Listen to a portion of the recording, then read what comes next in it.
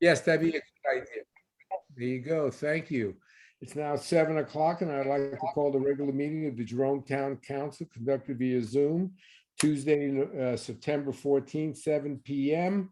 We do have a number of the public participating. I would like Candace to please call the roll. Mayor Dillenberg, Present. Vice Mayor Worth, Present. Ms. Barber, Present. Ms. Harvey, Ms. Moore. I'm here. Great. Glad to have you all here, and welcome to our the colleagues on here. Before we get started with our financial reports, just with everyone's okay, we have Chief Blair on here. We're going to move up his 10 A, B, and C to after the staff and council report. So just so we know, so we're going to be moving that up after staff and council. Then we'll hear from Rusty on the Halloween party and the waiver of fees and temporary banners. So let's go right along. Financial reports, please, for August 2021. All right. Does anyone have any questions? Any questions from any council members, please? You always do an extraordinary job. Motion to approve. We have a motion to approve. Is there a second, please? I'll second. Thank you, Alex. We have a motion, a second. Any further discussion? Hearing none, all those in favor, please say aye. Aye. Aye. Opposed, no. Melanie, you did it again. In and out. Thanks, Great Melanie. job. Thank you. Thank you so Thanks, very Melanie. much. Good job, Melanie. Thank you. Appreciate it. Have a good, safe evening. Thank you so much. Okay, moving to staff and council. Someone needs to mute. Someone's talking back there. Please mute yourself. Who? John Bartels, I believe. He got it. Okay, thank you. Thanks, Age. Staff and council reports, please. Town manager, would you start us off? Okay. Over the past month, the mayor and John and I attended a meeting with some Clarkdale officials regarding the Jerome Valley Cemetery in Clarkdale and the adjacent property owned by the town, and that's on tonight's agenda for further discussion. I submitted the second payment request for our CDBG grant for water line improvements, and we got those funds already. I submitted our annual renewal for our insurance with the risk pool. We had 2 water workshop meetings about water and sewer rates, and the public hearing, as you know, is on tonight's agenda. I continued work on the draft ordinance again on tonight's agenda regarding special events. Published the legal notices for the ordinances amending the town code, removing fees, and the zoning ordinance for beekeeping. And I'll be codifying those in the very near future, adding them to the code because they're now effective. We've been getting applications in on Indeed.com for a part-time parking compliance officer, and the chief has filled that position now with a retired sheriff's deputy. And we're still advertising for a crew member, and that has not yet been filled. We haven't had much luck getting applications in for that are qualified. I've delegated to Rosa and John the project of establishing a live stream system in council chambers for future meetings. And I guess Rosa will be handling that for the most part from this point. Worked with Barry to revise and simplify the building code fees. Again, that's on this agenda. And I've worked internally with the staff, starting work regarding succession planning, and I may have a closed session with you in the near future to discuss more about that. Other than that, it was the day-to-day stuff and lots of it. Congratulations to Jason Lohman, police officer. He had 1 year of service as of August 14th. Gary Allen, our crew member, 3 years of service as of August 20th. Melanie, our finance manager, 4 years of service as of August 21st. Wow, time flies, doesn't it, Melanie? Boy, does it. And Lieutenant Rusty Sanfelice, 9 years of service as of August 27th. Wow. Wow, is right. So water flows are fine. Sales tax revenues are again pretty remarkable. And I did just look at August numbers, and they're actually higher than July's this year. So we're doing really well with sales tax revenues. Wonderful. That's really good. if there's any questions. Any questions from any council members, please? No?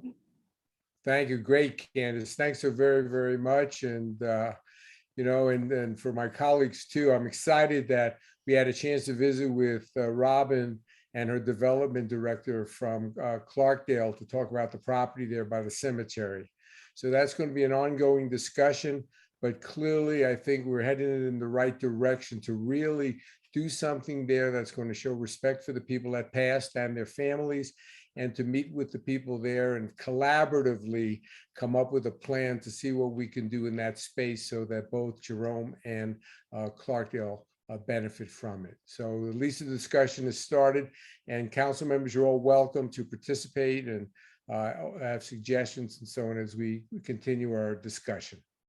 So thank you. Any other comments before we move on to next? No? Thank you, Candace. All right, so we're going to go on to Rusty. Wait, what are we missing? We need a motion to accept the staff reports. Yeah, I thought so. I thought Jane is making that motion. I thought Jane was making that motion. And there's a second, is that a second, Sage? Or you have a comment? I actually have a question. Yes, please. I just wanted to know if maybe Rusty, since you're here, there is a difference in the amount of oversized vehicles that you assisted PD with. It says that you assisted with 7 and PD only says that there was 4. I don't know why that would be. Maybe they weren't involved in the taking them down. I think I had one that was a scheduled escort that I did for what do you call it, Gold King. So there could have been a difference in there. So Okay, thank you. Thanks. Thanks, Sage. Good catch. Any other? So we have a motion to accept from Jane, Seconded. second by Sage. Any further discussion? Hearing none, all those in favor, please say aye. Aye. Aye. Opposed, no. Aye. Okay, we accept the staff and council reports. Okay, before we move on to zoning administrators, we're going to squeeze in there Rusty. 10A, looking at the Halloween party. And I know there are some issues that have emerged, Rusty, that we'll talk about.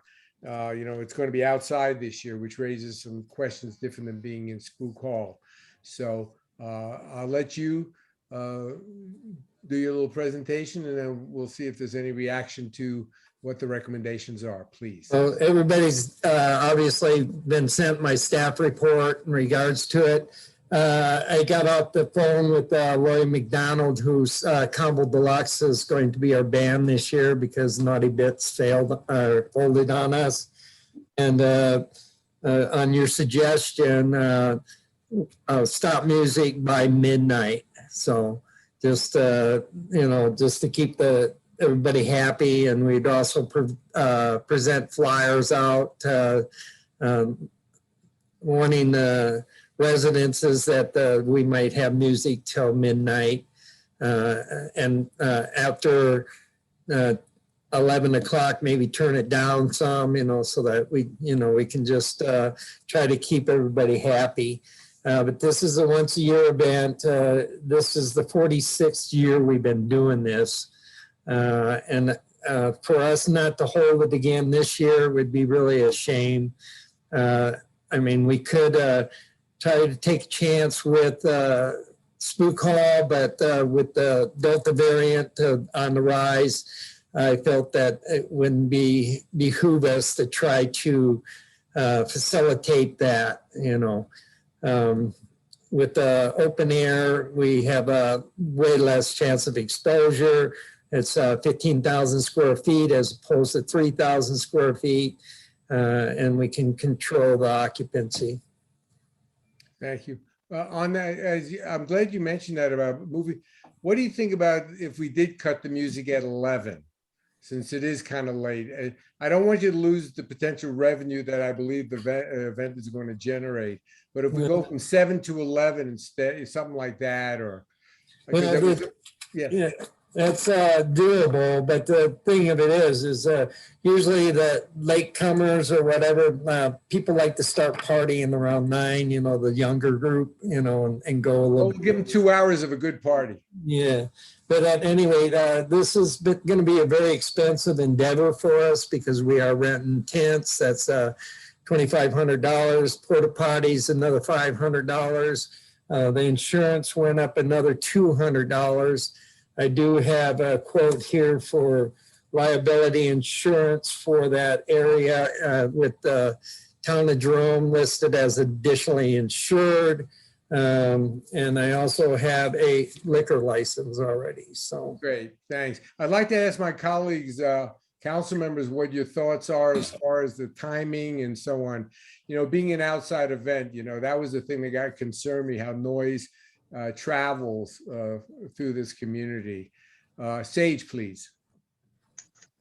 I think cutting the music off at 11 might be a little premature because I've been at these dances quite frequently. And at 11, people are still showing up to pay. Gotcha. And Yeah, 12, I think with the loss of revenue from last year that we should try and get as much as we can this year. So 12, you're okay with 12? Good, thank you. Any other comment? Oh, I see a hand up there, Alex. Thank you, Jack. I think that midnight sounds reasonable. They're cutting off 1 hour. Yeah, good. I also would move to waive the $75 fee for them. Right. That's fine. I know that was a request. So I'll Also. make that motion if Yeah. no one else wants to talk about it. Thank you. Thank you so much. Thanks, Alex. Oh, yeah, Jane, please. I just had a couple questions. That's kind of an iffy area. And I'm assuming that there will be some way to keep people out of the sliding jail area. Is somebody going to be patrolling that? I mean, Yes. I worry about in the dark, people getting hurt in that area and also drinking outside where the music is. Well, if you got a copy of the staff summary report, there's also a little map there that I made. And I saw it, yeah. yeah, we got temporary fencing that the cyclone fencing donated by Yevpai Fence to encompass that area to keep them out of there. So our plan is to, go all the way to the rock wall and to the past where the opening is for the sliding jail so nobody can get through there and down. So Thank you, Rusty. Thanks. on the other side. Good. Did you have another question, Jane? Are you okay? Well, yes, I did. Yeah, it was hard to tell from that whether there was going to be access to the sliding jail. I saw the red where the fence is. And so there's going to be security so that people aren't walking around town with drinks, I'm assuming. Yes, the whole area is going to be fenced in with either the natural barricades. There is that stairwell that goes up behind where the band is supposed to be set up in the bar. And the bar area can monitor that and will actually fence off that area up above so they can't come down those steps. And everything else should be secured with either fencing or natural barriers. Thank you. Okay, I know what it's like having the liquor license in my own name. I know, I And, got it in my name, so. We don't want to get dinged for liquor We would have violation. doubled the fee to 150. Yeah. No, I've been in jail before and it's no fun. So, So what we're looking at and see how we finish this up, we're going to go to 12 o'clock on the music. We're going to, there's a recommendation to waive the fee, and that's item 10B. I guess we need to vote on that. May I Mayor, would make a motion to allow the Halloween dance to happen at the sliding jail, and then we can move on to 10B. Gotcha. I will I second would Sage's second that. motion. Thank you, Mandy. And with the 12 o'clock cutoff for the music. Yes. Any other discussion on that at the moment? Hearing none. All those in favor, please say aye. Aye. Aye. Opposed, no. Aye. Okay. Okay, that motion then, so we're good with 10A now, the waiver of the fee for the liquor license issue. Mayor, Yes, Mayor, please, Candace. I just wanted to point out that the Chamber of Commerce has also asked for the same waiver for the town dinner in December. Okay, So you could make a motion for one or both, Both. however you like to do that. I think we could do both if my I should colleagues. amend my motion to include waiving the fee for both the Chamber of Commerce and the Fire Department for the town dinner and the Halloween dance. Perfect. Thanks, Seconded. Alex. Appreciate that. Is there a second? I'll second. Thank you, Sage. Any further discussion? Hearing none, all those in favor, please say aye. Aye. Aye. Opposed, no. Thanks, Amanda. Motion carries. So you're all set on that too, Rusty, as is the chamber, and you can let Nancy know that. And now the temporary banners, is that where that will that be considered as part of it? Yeah, I put it in there so we could. Yes, please, Sage. Yeah, this was a separate agenda item, I believe. Okay. Correct, Candace? Yes, Okay.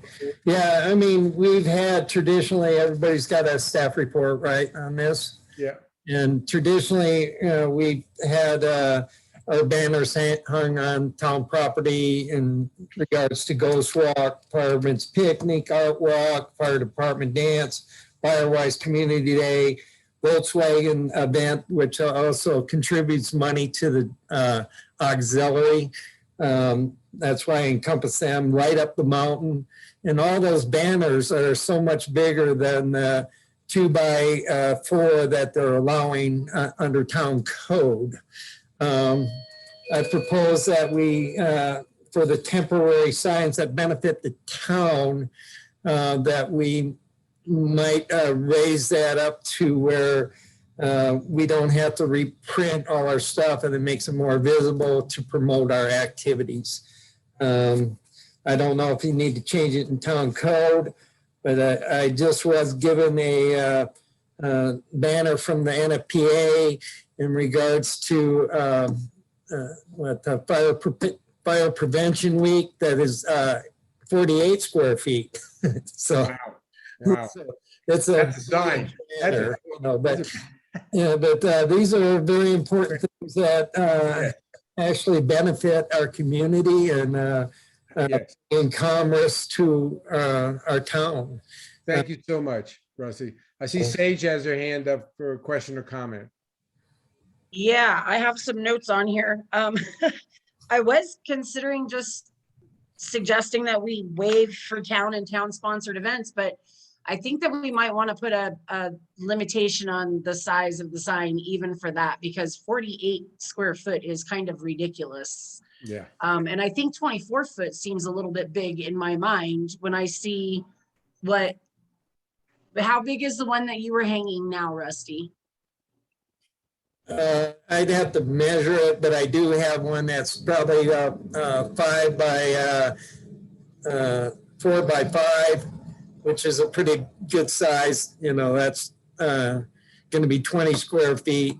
The actual one that the fire prevention one was 4 by 10 approximately, which isn't, you know, it'd be something I'd hang out here on the handicap ramp just to promote that activity, because it is a nationally recognized event.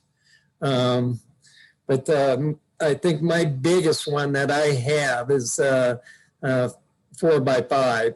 But I think the Art Walk one is like 8 by 3. So that's 24 square feet. So right in that area is, you know, 24 is really not that big, you know, whereas you look at, you know, 2 by 4 is 8 square feet, which is really small. Yeah.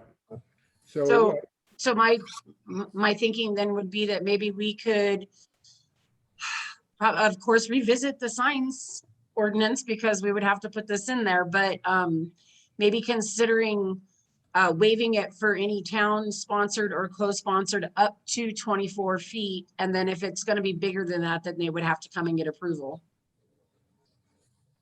That sounds reasonable. Yeah, that works for me. I just asked for that waiver for this, the Fire Prevention Week one also, so, for this year. Okay, do I see it? And I would make a motion to approve that because I know he already has that made up for this year. Thanks, Sage. Is there a second, please? I'll Is there a second. Okay, thank you. We got a second. John, were you raising your hand? Yeah, I just wanted to jump in really quick and let the council know that we're actually in the middle of updating the sign ordinance relative to temporary signs for commercial signs. So now's a great time to do it. I think having some authority, you look at any jurisdiction that hangs public banners for public events, you know, they're often huge. They sometimes span all the way across the street. That's very different than the guy who's putting up a sign to advertise some sale on the weekend. So I think it's absolutely appropriate. The process was changed just before I got here, so I didn't fiddle with it. I'm not sure, I wasn't here when that was amended, so I'm not sure what the goal was, but I do think, I'm looking at it right now, but I do think there should be a specific exemption for town-sponsored Great, events and banners on town property. thank you.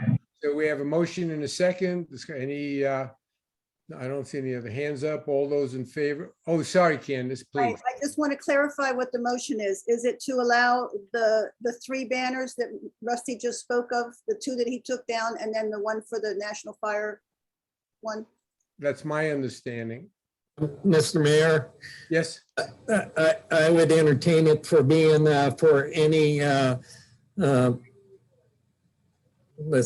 would I put it?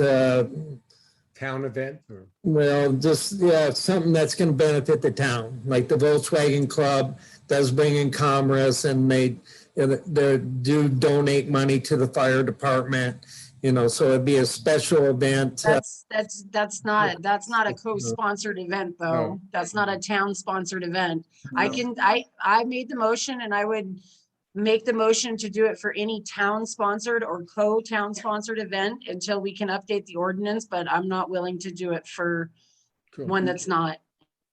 Thank you, Sage. And I think Jane had her hand up. Just a comment about that. I mean, just about anybody could say, well, if I'm bringing revenue into the town, Yeah. tax revenue or something, then I'm benefiting the town. I think we need Absolutely. to be Could open a big careful with door. that. Could open a big door. Thank you, Jane. Or Thank you, too. clarification, Thanks. that also include the National Fire banner that Rusty was talking about? That's National Fire. So I think we probably should let that one go, huh? Yes, All right. good. Thanks, Sage. Good. Good to see you. Okay, no further discussion. Let me clarify that then. I mean, Art Walk, would that be a town-sponsored event or is that a chamber-sponsored? Also, the Ghost Walk, is that, Those are Historical Society and Chamber of Commerce. I don't Yeah. think we are co-sponsor those them. are those town sponsors event or, so, I just want you to think this through before you say that, because those are ones that are bringing a lot of revenue towards the town and also bringing a lot of, you know, people to our community to help promote it. Any other discussion based on Rusty's recent comments there? Sage, you okay with where we are? Candace? Jane? Yeah, Okay, we got the motion. All those in favor, please say aye. Aye. Aye. Opposed, no. Okay, motion carries. Thank you so much for all the hard work, Rusty. We look forward to a great Halloween event, Okay, thank you. raising tons of money. Yeah. Appreciate the work. Thank you so very much. Now, zoning, we'll go to item 4, zoning administrators report and minutes, please, John. Thank you, Short Dr. timer. Mayor. Thank you, Dr. Mayor. I'm just going to skip the zoning administrator report and ask if there are any questions. I know we got a lot Thank of you. people waiting for some other items on the agenda. Thank you so much. Any questions for John on his report? Seeing none, do we need a motion to approve? no, you don't. Thank you. John, thank you so very, very much. Thank Approval you. of the minutes.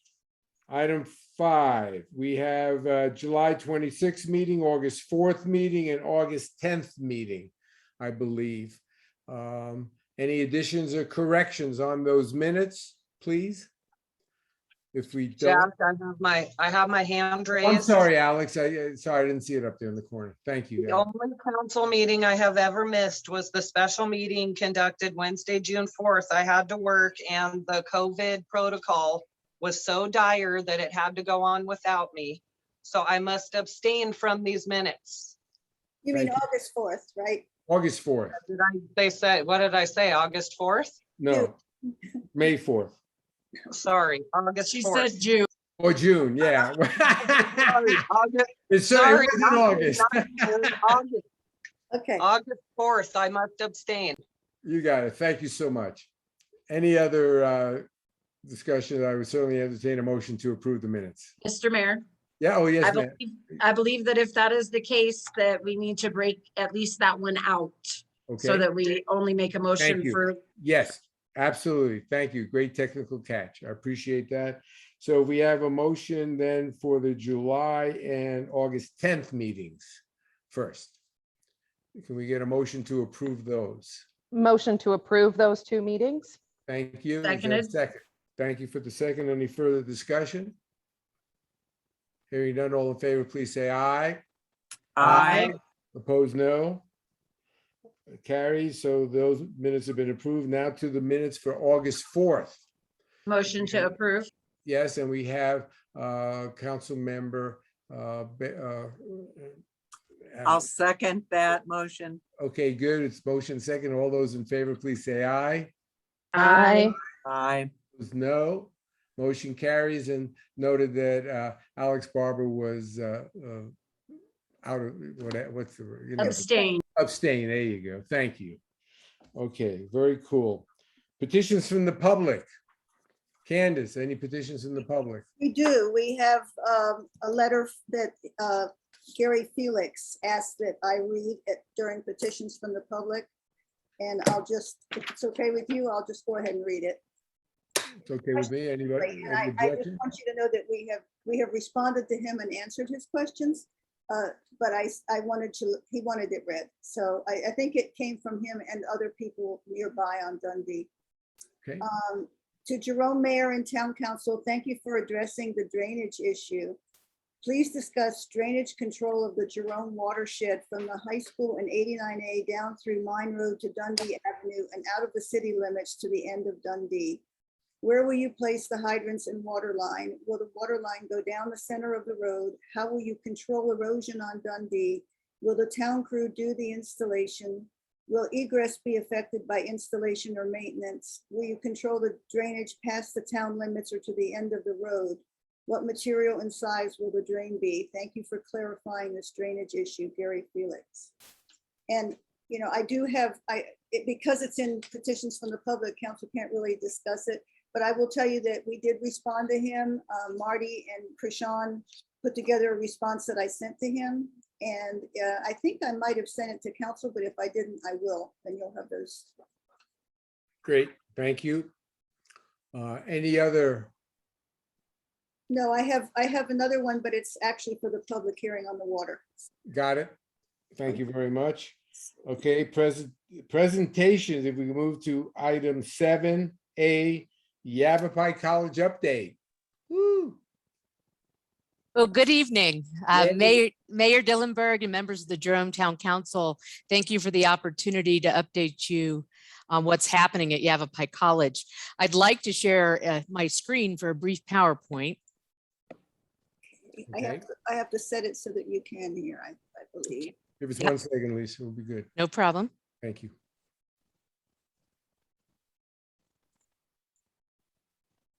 Here we go. Here you go.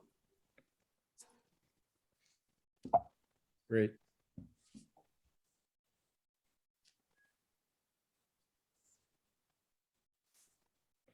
Here we go. Excellent. So I'm Lisa Ryan and I'm the president of Yavapai College. I'm fairly new. I was a year into my position almost exactly when COVID hit and spent 18 months, 19 months in COVID. We're getting back out now and reconnecting with communities and trying to update them on where we are. Joining me today are Chair of the District Governing Board, Ms. Deb McCaslin, and also our Vice President for Community Relations and Student Affairs, Mr. Rodney Jenkins. I'm going to start with some college highlights. The first item is that we fully opened on Monday, August 16th. You may know that Governor Ducey put out an executive order, which actually becomes law on September 29th, that colleges and universities could not require. I'm hearing some feedback. Oh, it's gone. So colleges and universities could not require masks, vaccines, or testing. And as you know, that's kind of a hot topic for lots of our communities. And right now, Biden is making some decisions that might contradict with that. So, but at this point, we're fully open. For us, that means 60% face-to-face, 40% either online or in some kind of hybrid format. We opened the Verde Valley Skilled Trade Center. I don't know if you read about that, but we actually had, gosh, I was probably 3 or 4 months into my tenure as president when we had a large number of elected officials and community members and school officials come to one of our board meetings and ask for us to add career technical programs in the trades on the east side of the mountain. And so we promised at that time that we would build a Verde Valley Skilled Trade Center. We worked with a number of individuals to make that happen. It opened on schedule fall of 2021 with 100% of the classes filled at capacity. Super excited about that. Several new academic programs in brewing. As you know, we also have a vineyard. We have a viticulture and enology program. Yeah. And so I know. And we added another fermentation track in brewing. And so we're working with the local brewery in Cottonwood, where we're actually teaching courses in the morning out of there using their brew pub master as an adjunct faculty member and using their space while they're closed, just to float the concept to see if that might be an interesting or option for some of our younger folks, because the wine program tends to attract some older folks kind of as a second career, as a hobby. So we added the brewing, and that's going really well. The electrical program, HVAC and plumbing, as well as the construction trades, are in the new Verde Valley Skilled Trade Center.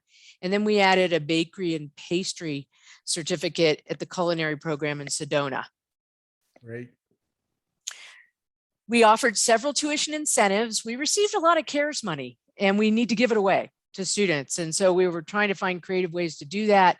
We also received some institutional money, but we have to use our student money first before we can access the institutional money. So one of the things we offered is one class free for anyone, including you, that would like to take a class at Yavapai College. We do have second 8-week courses yet this semester for fall that you still can take an 8-week course if you'd like for free.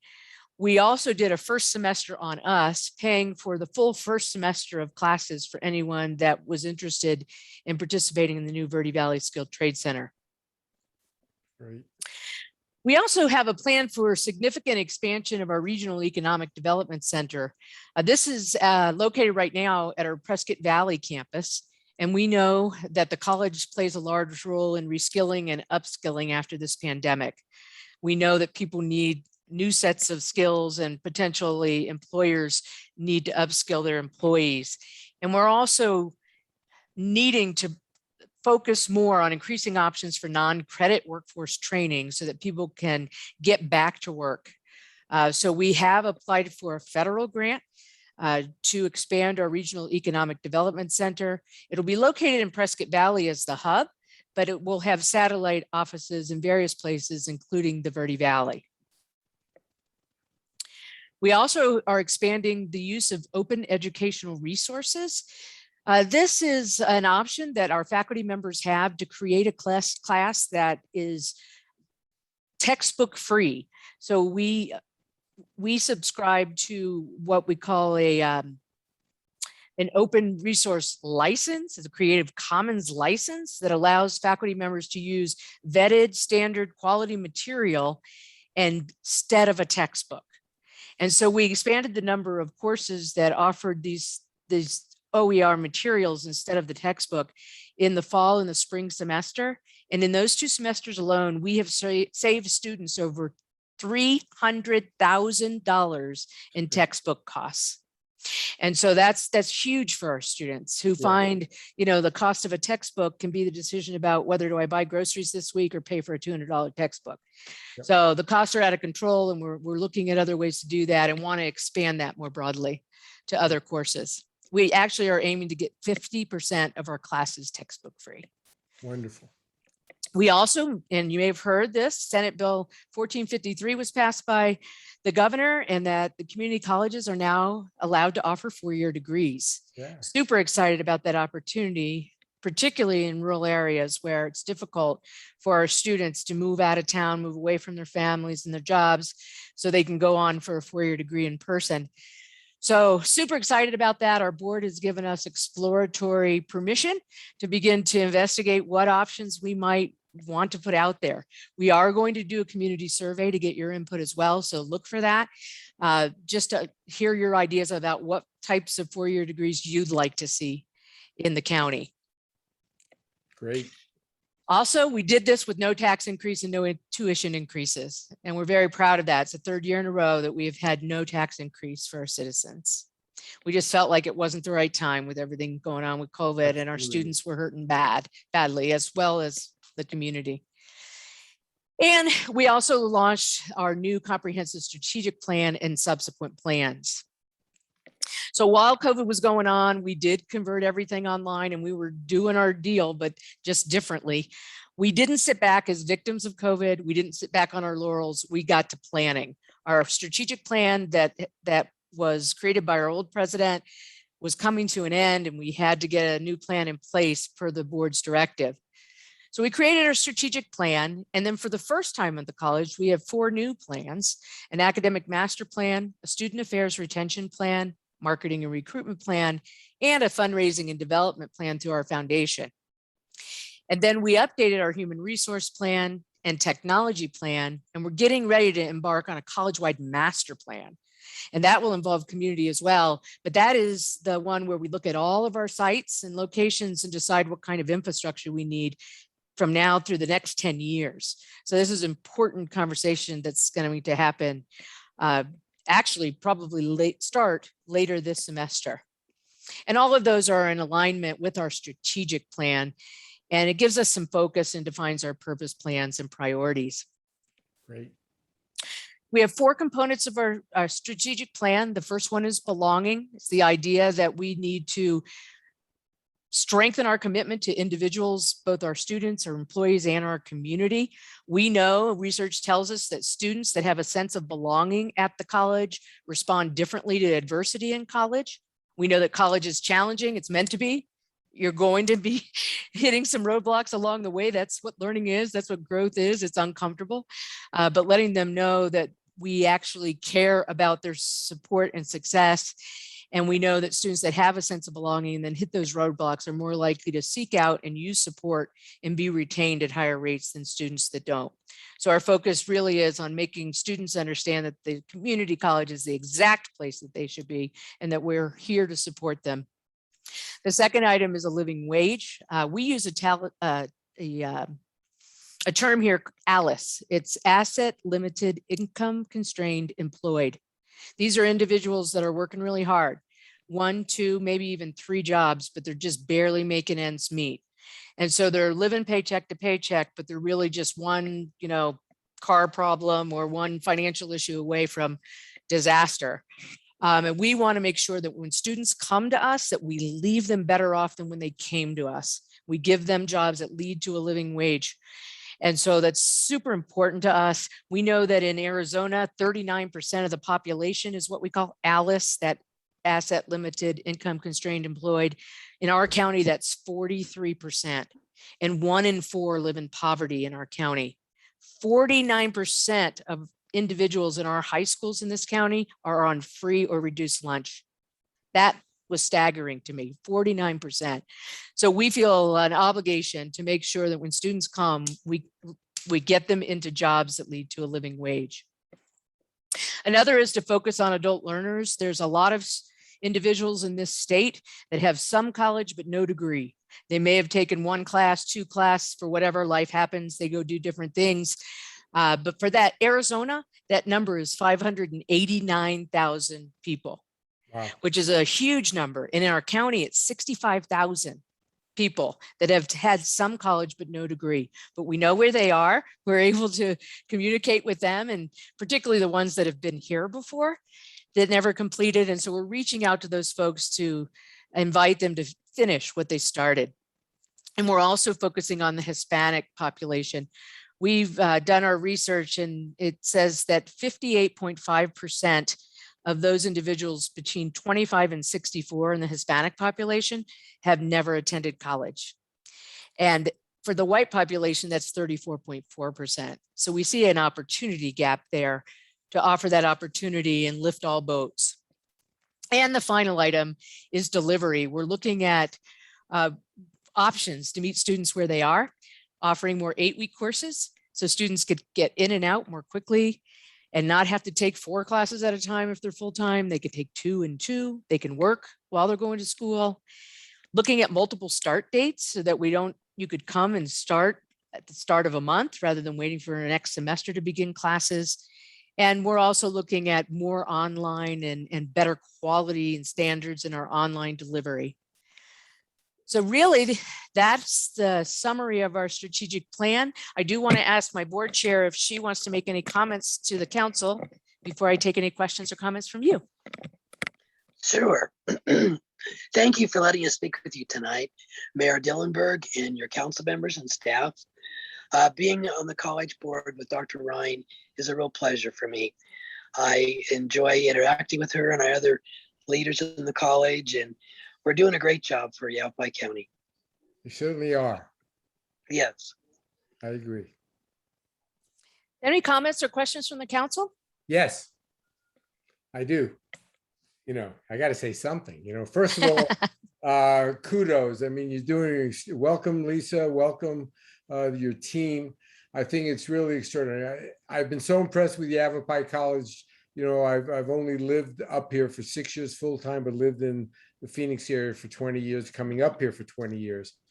And I know academia. I started the first dental school in Arizona at A.T. Still University, was the dean for 15 years. So I know a little bit about that. That's what leads me to my question, and is that I'd be curious, and if you have the opportunity to explore maybe doing some public health related courses or things. I think that's, I was the health secretary for the state of Arizona. And one of the things I've learned over these 50 years of my work is that public health is a critical issue. We're finding it more and more in Arizona with need. One of the things to even oral health and the integration of oral health into total wellness, and the opportunity now for these expanded function oral health providers, dental therapists, expanded dental assistants. And I would ask that maybe consider reaching out to one of the 2 dental schools in the state and see if there's an opportunity to do, to explore that, because I think healthcare and public health in Arizona is fertile ground that really needs some attention and provides, I believe, great opportunity for you down the road. And it's just great. I'm excited again. I love the vineyard stuff. The Maynard got involved there and is doing that. My wife is even taking a vintner class. It's pretty funny, it's just, That's great. yeah. So I as you said, I think it's wonderful. What the college offers is great. I think you've got great opportunity to do more. You're only limited by your imagination and initiative. So thank you so very much. Are there council members other council members that may want to ask a question or make a comment, please? I would, Dr. Mayor. Yes, please, Mandy. Thank you so much, Dr. Mayor. Dr. Ryan, we really appreciate you giving this update. Education is just one of my absolute platform programs. I've been volunteering with the Mingus Union High School for several years. And also, I am not only a Yavapai College graduate, so is my brother, my husband, and I am a 2-time Yavapai College employee. Really? Nice to see, yes, nice to quote unquote see you again, Chair Deb. I was my most recent employment was 6 years ago. I was the head of house for the Performing Arts Center for about a year. And then shortly after my first degree from the college, I did a temporary fill-in as the administrative assistant for what at the time was called Division 2 on the Verde campus. That is awesome. So I've consistently paid attention to what's going on at the college for sure, and promoted it. I went to Michigan State, big university. I was in a residential program. I got good education there, but man, the small classes and the quality of the staff and faculty at Yavapai is absolutely unsurpassed. Yeah, I love I'm it. going to take 2 seconds to give a shout out to some of the best I've found over the 19 years I've been in Arizona. Teresa Schwickerath, Craig Ralston, Lori Vodka, Andrea Suave, and my fave, Barb Black, who actually officiated my wedding. Oh, you're kidding. Yeah. So the brewery program is awesome. I was talking to John Scarborough about it. He is an excellent person to do that. And he's so excited and enthusiastic about the addition. I got to go to the opening of the Verde Valley Skilled Trades Center, which was great to be able to walk around and see that. We desperately need it. Construction is a thing. It's hard to get qualified employees. And I think that's going to be an awesome addition to the Verde Valley and Yavapai County in general. The textbook free courses, it made it so easy when you were looking up courses to see which ones were textbook free because you could search by that. Yes. Kudos to the IT department on that one. The free classes this semester with the CARES Act funding. As soon as I saw that, I started telling everybody I knew who might want to take a class. I know that several Jerome residents have taken advantage of that. And some of them, you know, signed up for the one free and then said, oh, well, maybe I'll take another one too. So it's been a really great help as we're recovering and rebuilding skills, doing new things, or even just trying something out for the first time. I do have a question about the college master plan that you guys are going to be working on. Mm-hmm. That I'm sure will have some sort of a committee. Is that going to be just college staff, or is that going to include community members as well? That's a great question. Roddy, do you know the answer to that? I know that's not your area, but our vice president, our CFO, is leading that effort. And I can find out for sure if I know that we're going to seek community input. I don't know if they're going to be on the actual committee or if they're going to do that by small town hall kinds of things or through surveys. But I will find out for you if community That members. would be fantastic. Whether that's, Yeah. you know, a participatory meeting or being on the committee, I would be certainly interested in seeing how that process is going and participating in it. So Great. Perfect. thank you again, Dr. Ryan. I really appreciate you being here tonight. Thank you. And No, Rodney, see- you see, Mandy's the reason why our enrollment's up. There you go. I love it. And Rodney, it was a pleasure meeting you at the meeting in Prescott at with the mayors and everything there, I believe. Great. I think we have one coming up within Yeah. the next, at the school district. So it was a pleasure meeting you. Yeah, so please keep up the great work, and we want to help you succeed and grow. And it's just wonderful. I appreciate you taking time to come up here. Any other questions or comments from any council members, please? Okay, hearing none. Thank you so much. President Thank you for the Lisa, thank you so opportunity. much. All the Yes. very best. Hope to see Safe you travel- in person soon. Will do, and safe travels home, everybody. If Thank you. Wherever you are. Thank you. Thanks so very much. Moving right along to our ordinances and resolutions. Item 8A. Thank you. Item 8A, resolution number 624, resolution of the town council of the town of Jerome, Arizona, amending adopted fee schedule regarding building permit fees. And we could adopt this tonight if we feel like we want to. Candace, any comments before I get to Jane, or get to Jane first? Oh, I got Sage there too. Sorry, I just saw your hand. I was muted. There I am. Okay, great. This was provided by Barry, our building official, and Jane actually pointed out what she feels might be a typo in here. And I'm not, I'll let her tell you what that I is. think but- Sage may be aware of it as well. I'll bet you're talking about the same thing. I bet, I think it's a safe bet.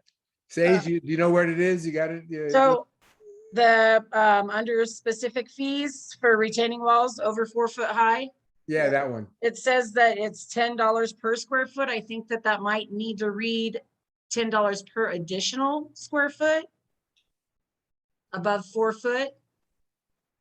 Oh, Okay. oh, I see. Is that what you think, Jane? Jane, was that what your question was too? know it's the That same still area. seems a little high to me. And I don't have a problem with any of the rest of it, but I certainly would like some clarification on that. Cool. I don't know whether we could approve this without that or how we would do that. For instance, I was figuring, so a 4 foot tall wall, well, let's say it's 5 feet tall, and 10 feet long, then the fee for that wall would be $500. So that seems really high if you're doing a 50 square foot wall. Yeah, So Mayor. yeah, sorry, Jane, Sage, did you want to comment on that? Well, it's the way that it reads though, Jane says retaining walls over 4 foot high is not saying about anything about how long. So it might just be referring to $10 per foot in height, but I think that you're correct in that we might need to get some clarification from Mhm. P&Z. Yeah, It's or the building inspector. or Barry, yeah. Yeah. if you want to just table this and we can come back to it. That might be the safest thing to do. get Motion to clarified. table. Thank you, Sage. I'll Second, second. thanks, Jane. Any other discussion? I had the same question, so thanks for that. Okay, great. All those in favor say aye. Aye. Aye. Opposed, no. So that is being tabled. Thanks, Jane. Thanks, Sage, both of you for good work on that one. Next, we're going to have our open session, I believe now, a public hearing. I think this is what's next on here for water and sewer rates. And we're going to have the discussion and see what the public has to say and see what we can come up with. But it is my belief that we will continue this discussion beyond tonight. But I do want to make sure that people that have input on this issue tonight have the opportunity to present that. So where should we begin? Jane, put your hand up, Mayor. What's that? Oh, Jane, please. Kristen did some calculations to give examples of how the rates would change.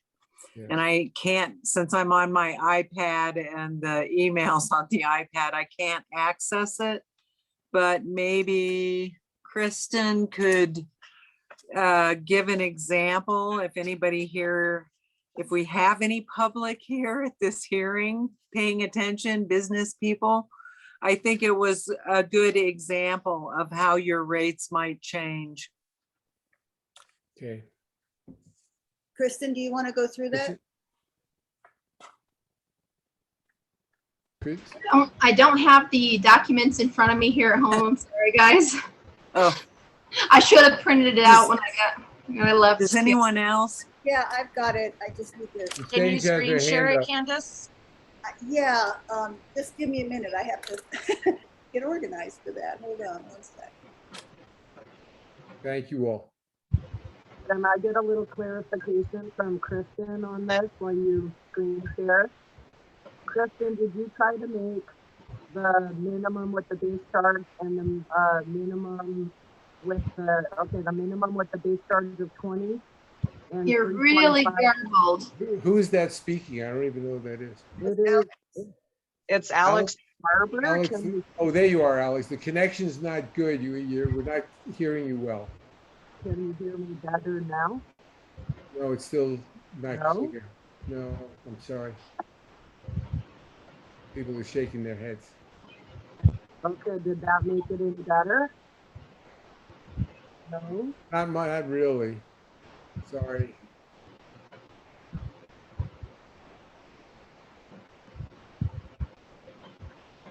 Candace is looking for the document so we can refer to them.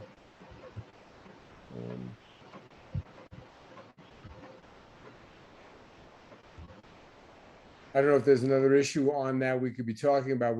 I think we're gonna hold this off. We'll continue this discussion in our October meeting for sure. So, yes, please, Sage. I can, while she's looking for it, I can go over it real quick. I Yes, have it please. up. I actually Thank had you. it waiting.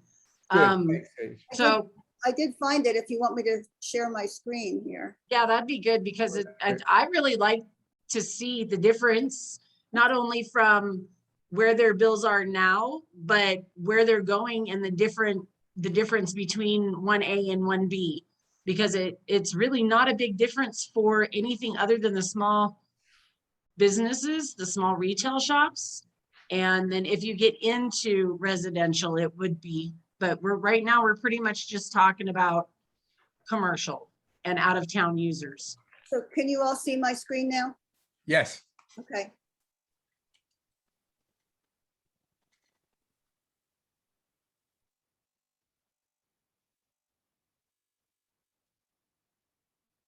I'm gonna test my audio again. Am I still garbled? That's way better. Way better now, much better. Okay, so my question for Kristen was the 1A and the 1B. Mhm. Restaurant with bar and bar. It is the exact same dollar amount. Was that just a random occurrence, or did we try to even that out that way, Kristen? I'm sorry. The second half of that comment was garbled again. Yeah, you were getting a little garbled again, Alex. You were sounding great there in the beginning, and all of a sudden it started to fade. So the number one, restaurant with bar, and number two, bar, both scenarios are the same money. Then you go down to number 3 and number 4, and they're different. Is that just a random occurrence, or was that Kristen trying to make the restaurant with bar and bar even out to be the same amount?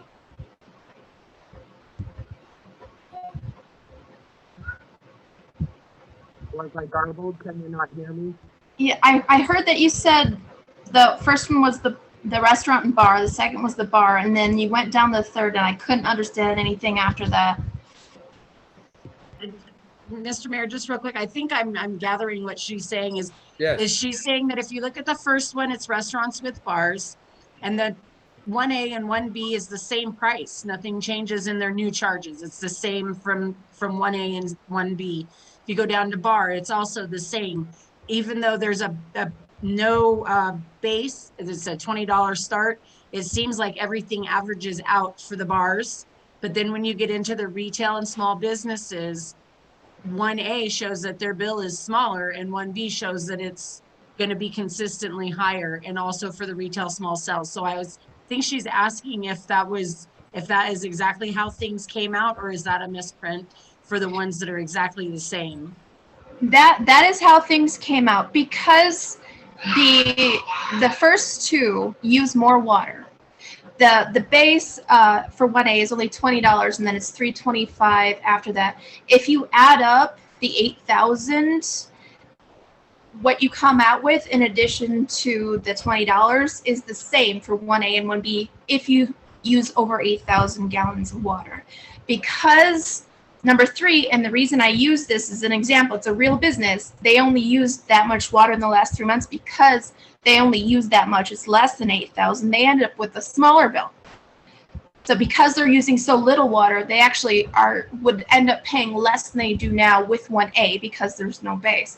Now, if we want to make sure that businesses always pay at least a certain amount of money per month, even if they use less than 8,000, you'd want to choose 1B, because then you have that 46, which is a little higher than what they pay now. They basically pay $39 now. So they'd be paying about $7 more. So they'd have a small increase per month, but that way we know that even if they use less than $8,000, they're always paying something, rather than, $23 isn't a whole lot of money.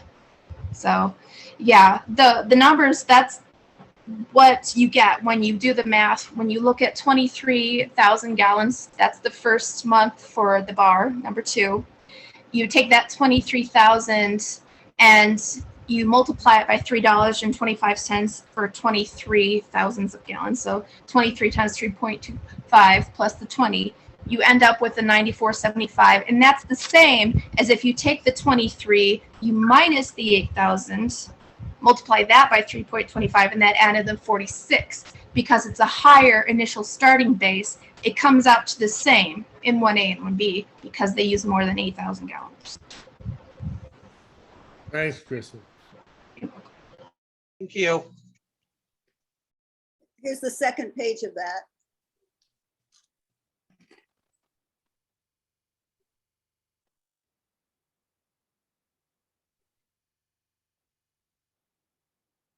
Thanks, Candace. So at this point, do we have any questions or discussion, or what are we thinking about doing at this particular point in time? I know that we're going to continue the discussion. And I don't know if people from the public have comments or. Mayor, there's a letter that was sent in that I was asked to read. Okay, Let me just pull it up here. Talk amongst yourselves. Oh,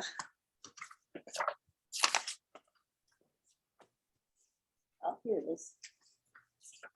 Okay, it's from David Soul.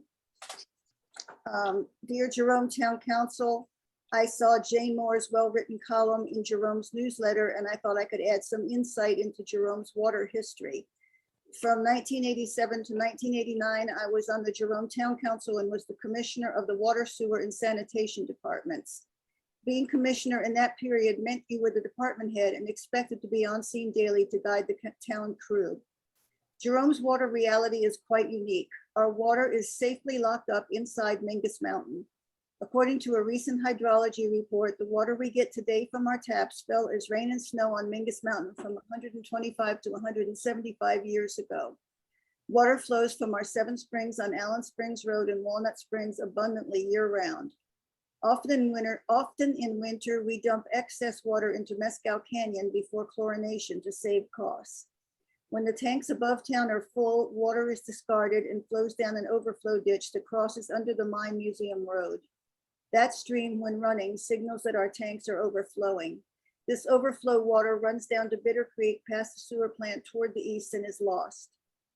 Jerome was barren of vegetation through much of the 20th century due to copper smelter pollution. Trees and plants have come back and flourished due to irrigation by the citizens of Jerome. Since 1986, my now tree canopied parcel has always been irrigated when the tanks are overflowing in the middle of the night, using water that would have been otherwise discarded. Electric timers are simple to set to take water overnight when the tanks are overflowing. Paying for water by the month encourages irrigation and needs to be continued for the well-being of our town and our environment. Many citizens of Jerome, myself included, are always ready to curtail water use immediately for any need.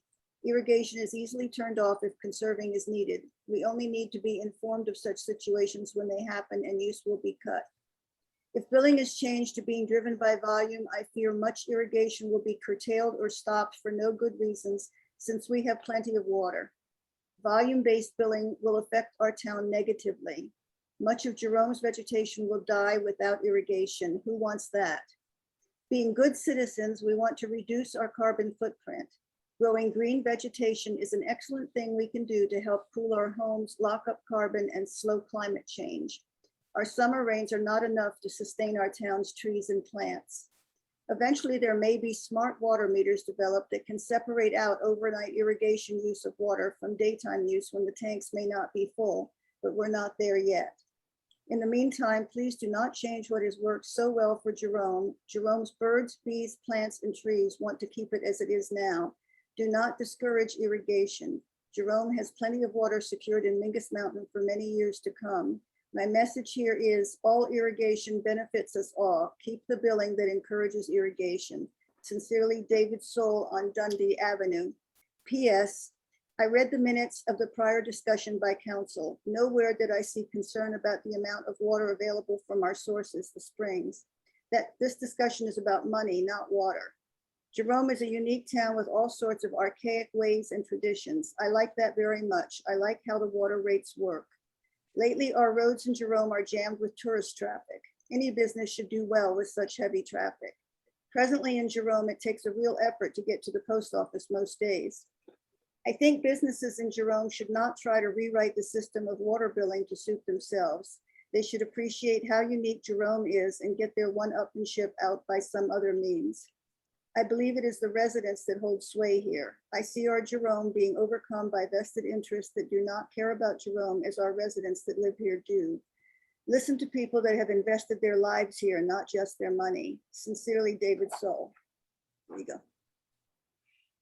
Wow. Wow. Jane, what do you think? Yeah, Alex, I think, yeah, it's really well written for sure. Jane, what do you think? I think he has some valid points. And I expressed it at the last meeting that I really don't like looking at water as a commodity, you know, and we're not like other communities. I mean, that's one of the comments that I had in comparing our water rate structure to all these other towns that are over pumping aquifers.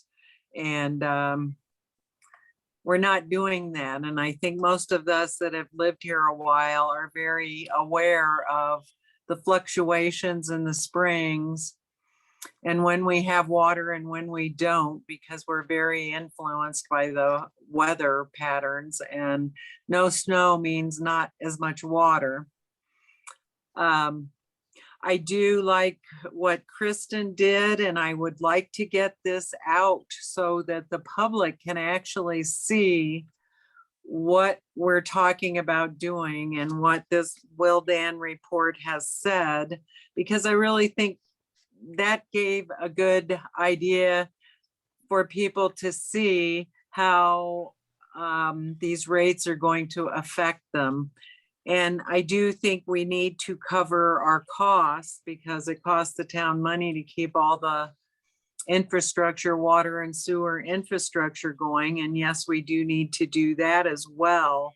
And how we do this, I really want the rest of the town to weigh in on it. And so far, we've only had a couple of people weigh in on it. And to me, that's not really a public hearing if no one knows what we're doing. Thank you. I see Sage has her hand up, and I saw some comments in the chat room from Cameron and John Bartel. But let's please, Sage. So I have a suggestion with this little breakdown that Kristen did. Maybe we could, when bills go out again, go ahead and drop this in with people's bills with a short summary of the fact that we're looking at water rates. And here, you really need to know that we're looking at water rates and this is what things are possibly going to look like. Maybe it might pique some more interest. Thank you. Mayor, Jane, Jane's hands up. Is your hand still up or is it up again, Jane? Leftover hand. Okay, thank you. Mayor, Yes, please. Kim. John Bartel put something in chat that said, please read my handout, but I don't have that, John. You want to read that or speak? John, are you there? I see you muted. I'm muted right now. Yes, I can. But I sent it to everyone in the chat. So everyone should have that Oh, handout. that, okay. It is a PDF. Yeah, okay, I haven't looked at that in the chat. no. Okay, so if you want me to read it, I certainly can. Do you want me to just put it up on the screen instead, John? Well, if you'd like to, that'd be fine, but I'll go ahead and read it to everybody. So All right. just put it- basically, I think we all, by the way, I'm sorry my video doesn't work. My computer is apparently having some kind of a problem. But anyway, going on. Back in the day, Jerome was a bustling mining and smeltering operation. As a result, toxic fumes filled the air and choked off vegetation, including trees. Eventually, a smelter was built down in Clarkdale, and after the mine closed, the trees began to come back.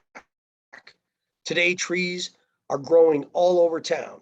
There are even pine trees on the very steep pinnacle near the giant J on Cleopatra Hill. I'm sure you guys have all seen them, or if you haven't, just look up there and you'll see them.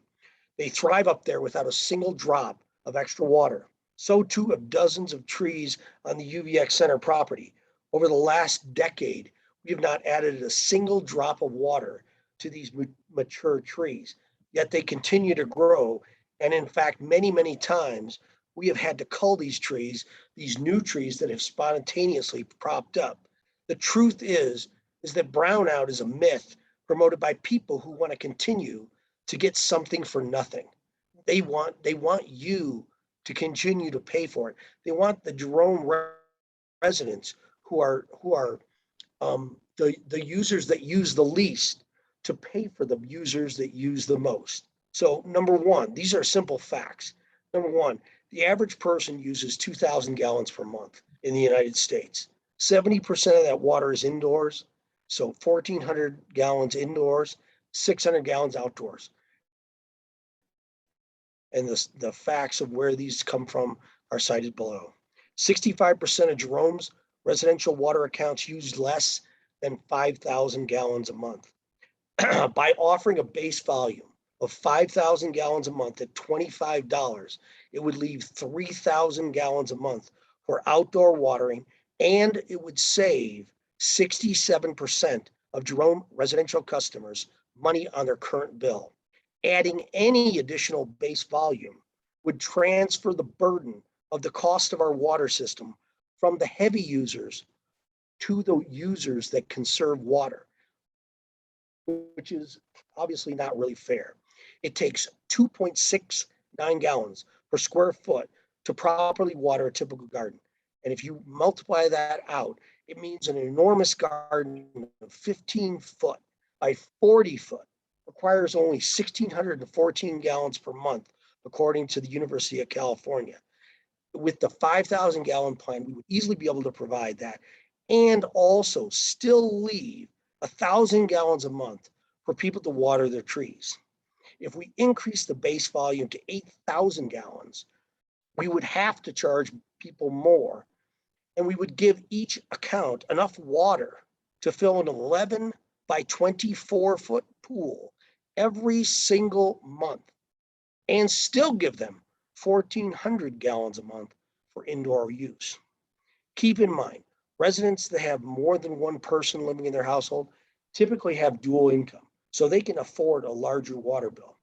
Jerome water rates are already among the lowest in the entire state, as per the presentation we all sat through. No person in Jerome is going to be prohibited from using water resources as they see fit. But when they use more than a reasonable life-sustaining quantity, they're at their home, they should pay what it costs the town to provide this resource. So whether you know it or not, Jerome's water billing system has winners and losers. Some accounts pay 10, 20, even 50 times more per gallon than their neighbor. Most of these neighbors don't know that. I ask you guys to be part of the solution and help conserve this important resource. Help reward people that conserve water. And more importantly, stop supporting people that are heavy water users.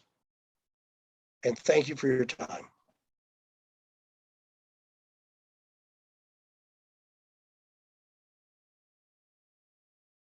Thank you, John. I don't know if there are any questions or comments.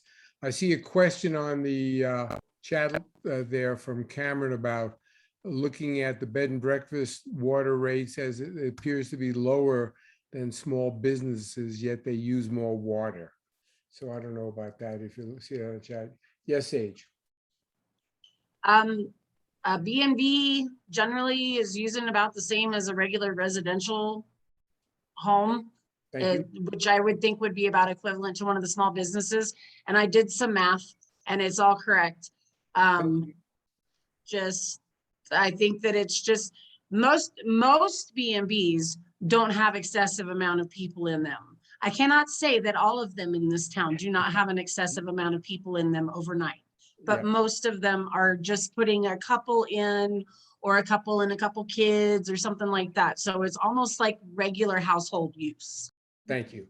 Thank you so much. Okay. So with this, should we stop our discussion on this now and continue it then at our next meeting? Unless there's more input from anyone at this particular point. I think we got a lot still to sort through and evaluate. So Candace, at this point, we'll stop our discussion on the public hearing on water and sewer rates, fees and charges, continue our discussion to our next meeting and review some of the data that it was presented this evening to see how that impacts.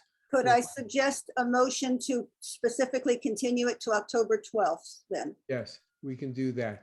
Let me get Sage's comment first, and then we'll do that motion. Sage? I just wanted to clarify if we're gonna give direction to maybe put this information out to people that actually get bills.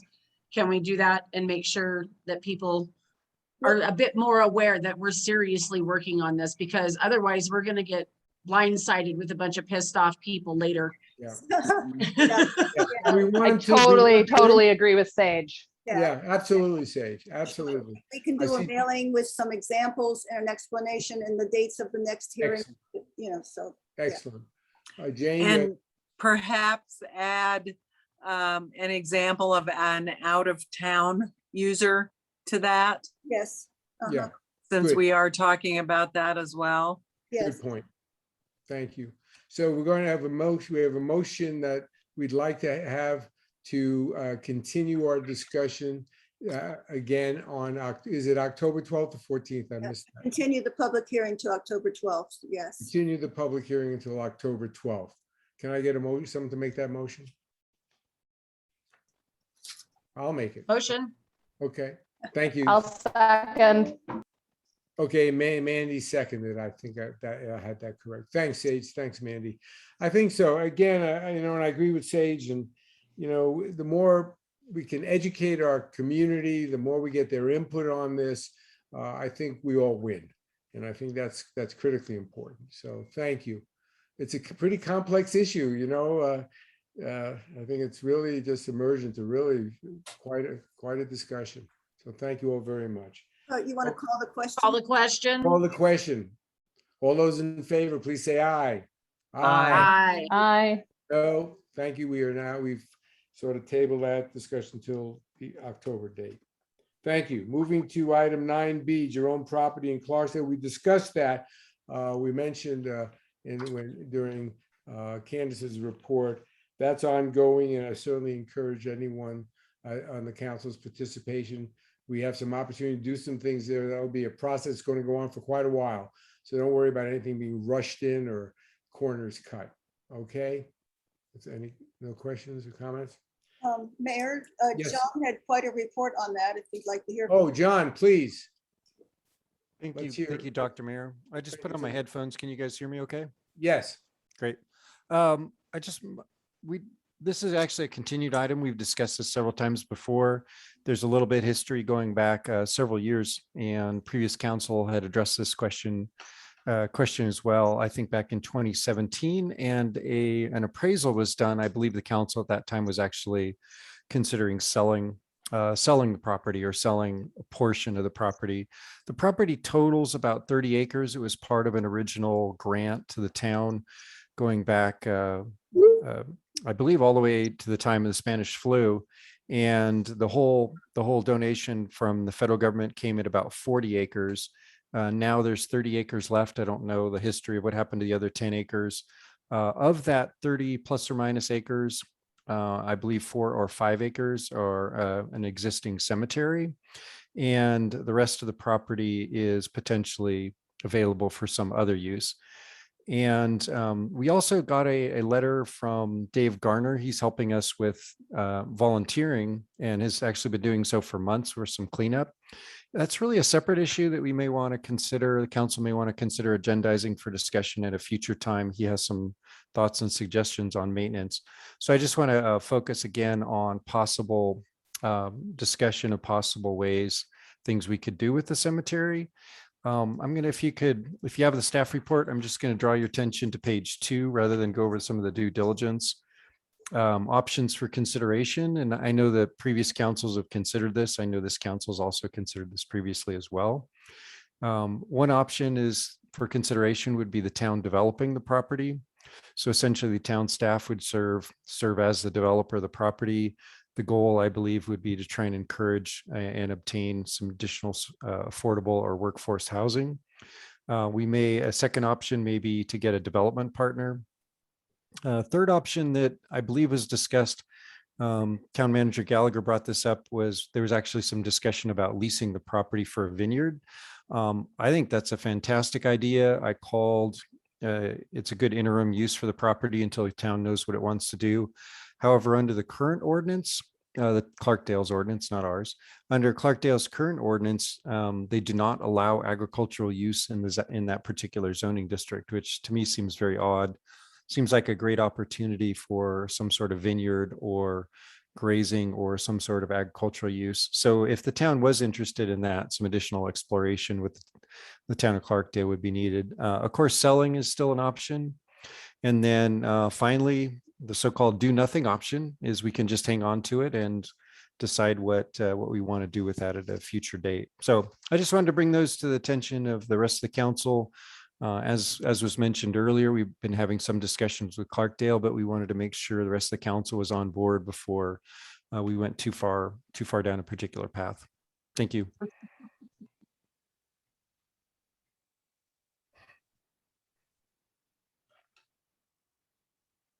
Sorry, Jane, please. You're on. I would actually like this council and perhaps the Clarkdale Council, the entire councils to meet and talk to the Clarkdale Council about what they think might be acceptable and some opportunity to work together on doing some project that everyone would approve of. And this might be a good place if we're talking about affordable housing, being that the town owns it is one way you would have rent control. Yeah, so and we are talking about that. We started that discussion and we're going to bring the councils together. One thing that we found out, Jane, that they didn't even realize initially is, you take old Jerome Highway, that right turn as you go, that turn going in, and then that goes to the left. And then the road going to the cemetery is not paved. It's a dirt road. Right. That road is not a public road. That road is owned by the people that live there and the houses down the road. So they have to be included in the discussion. And so we're working, and we just became aware of it as they did too. We didn't know that. And so we want to make sure we include the people that live there, that own that road, and see, they may want to say, oh, do your houses, you're zoned to do one house an acre, maybe you can do 2 houses an acre. Maybe we can put a little pathway or a little hiking trail there that we can use, you can use. So yeah, we're beginning the discussion, we're learning more about it, but you're absolutely right that this is a collaborative between both communities and both councils. And I think we have a great opportunity there. So thank you. That's great. Yes. Go ahead, Jane. The proposal that was put forward in 2005 to the Clarkdale Council was 16 1-acre parcels, which is in accordance with their zoning. Yes. And at that time, they were requiring that the town pave the road that accesses that as part of the agreement to develop. And they really were not wanting to entertain the idea of 16 new houses down there at that time. So, and that's why I think it would be wise to discuss the use of this property with the Clarkdale Yeah, Council. we're doing that. We started that. We Yeah, gotta yeah, continue it no, and I grow it. mean- Yeah, absolutely. You're absolutely right. You're absolutely right. Okay. I couldn't agree more. That's perfect. And we will.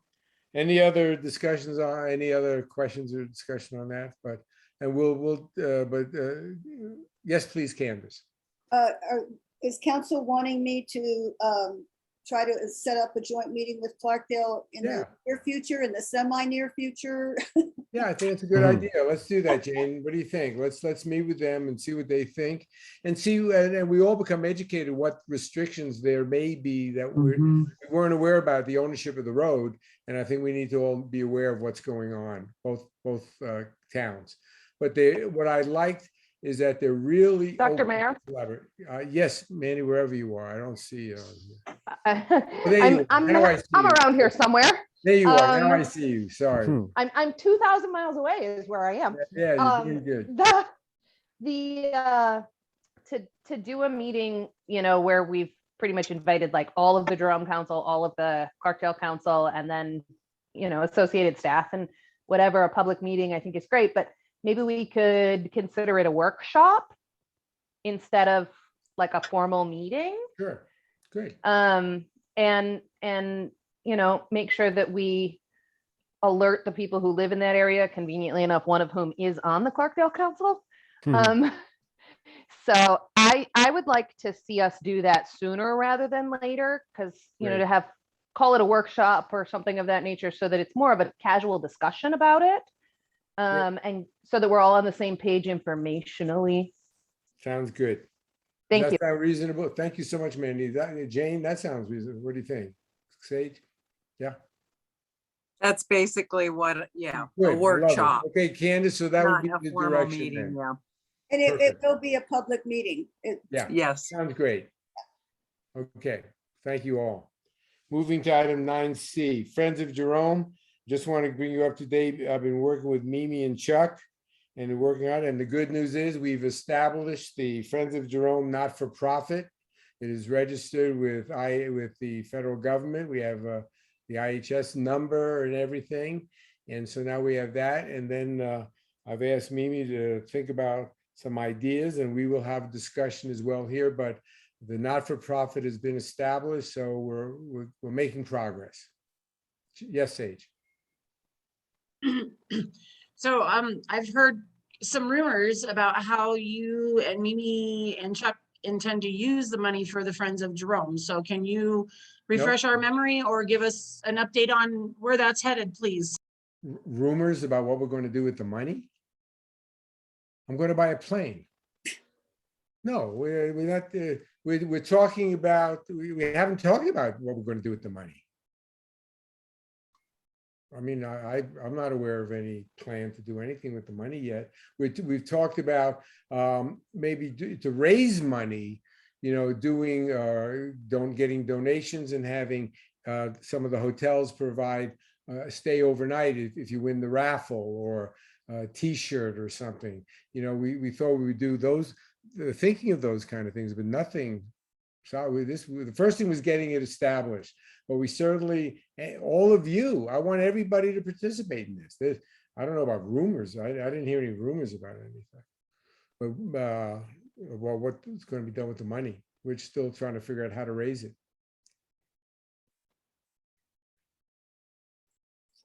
Any other questions, comments?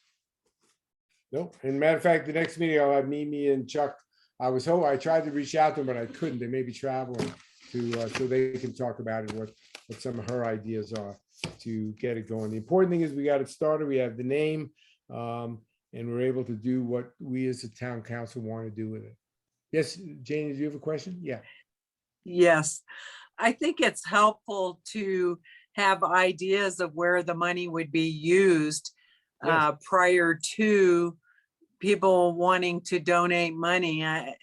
Most people don't want to donate money if they have no idea what the money's being used for. Absolutely. But I'm not going to make that decision myself, saying where the money goes. I mean, that's all of us. we haven't had that discussion yet, and that could be our next little conversation. I agree Point of with you. information, Yes. we actually have had this discussion many times at budget, and it's supposed to be to go towards the infrastructure of town. Okay. Hmm. I don't, you're reading, you see that somewhere in writing? Sage? Oh, I'm sure I could find it in the minutes from the last budgets, Okay, Jack. okay, I'm curious, yeah, no, fine, it's fine with me, I'm not that far down the road yet to see where we're spending, but if we say we're gonna do it on infrastructure, that's fine, I think that's great. Whatever best effort to improve the town, it's great. Fine with me.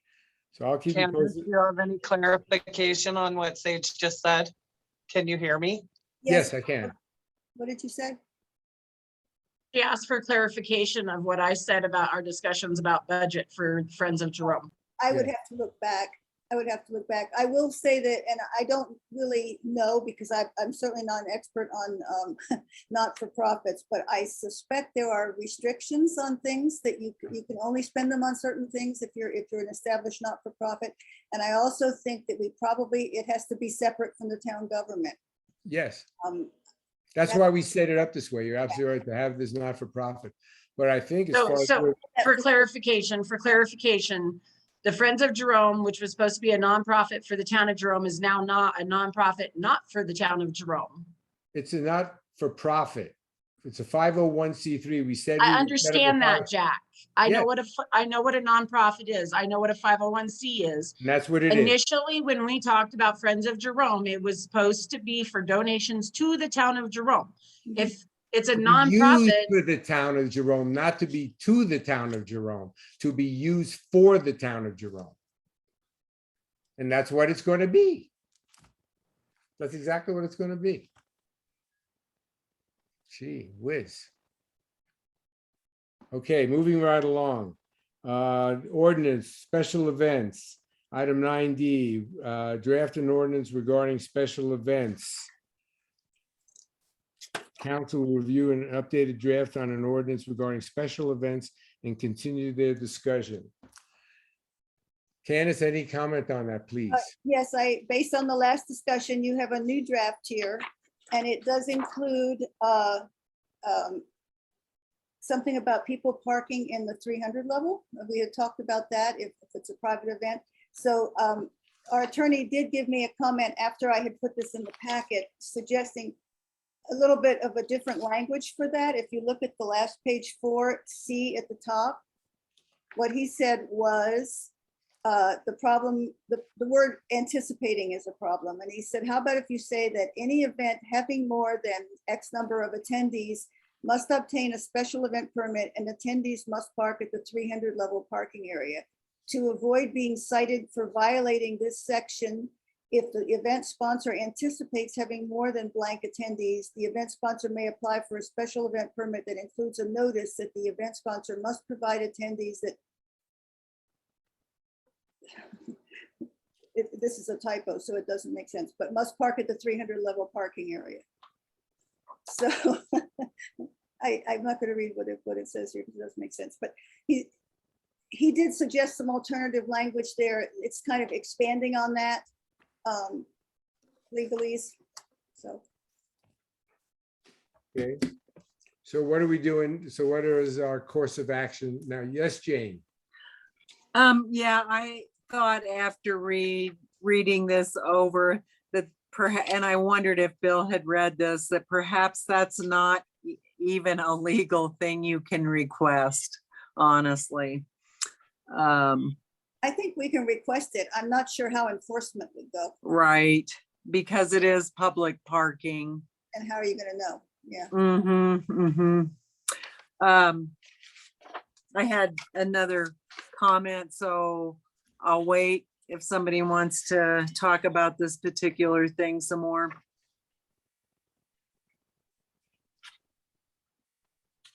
Any other? The other comment, let's see, it's section 10.3.4G.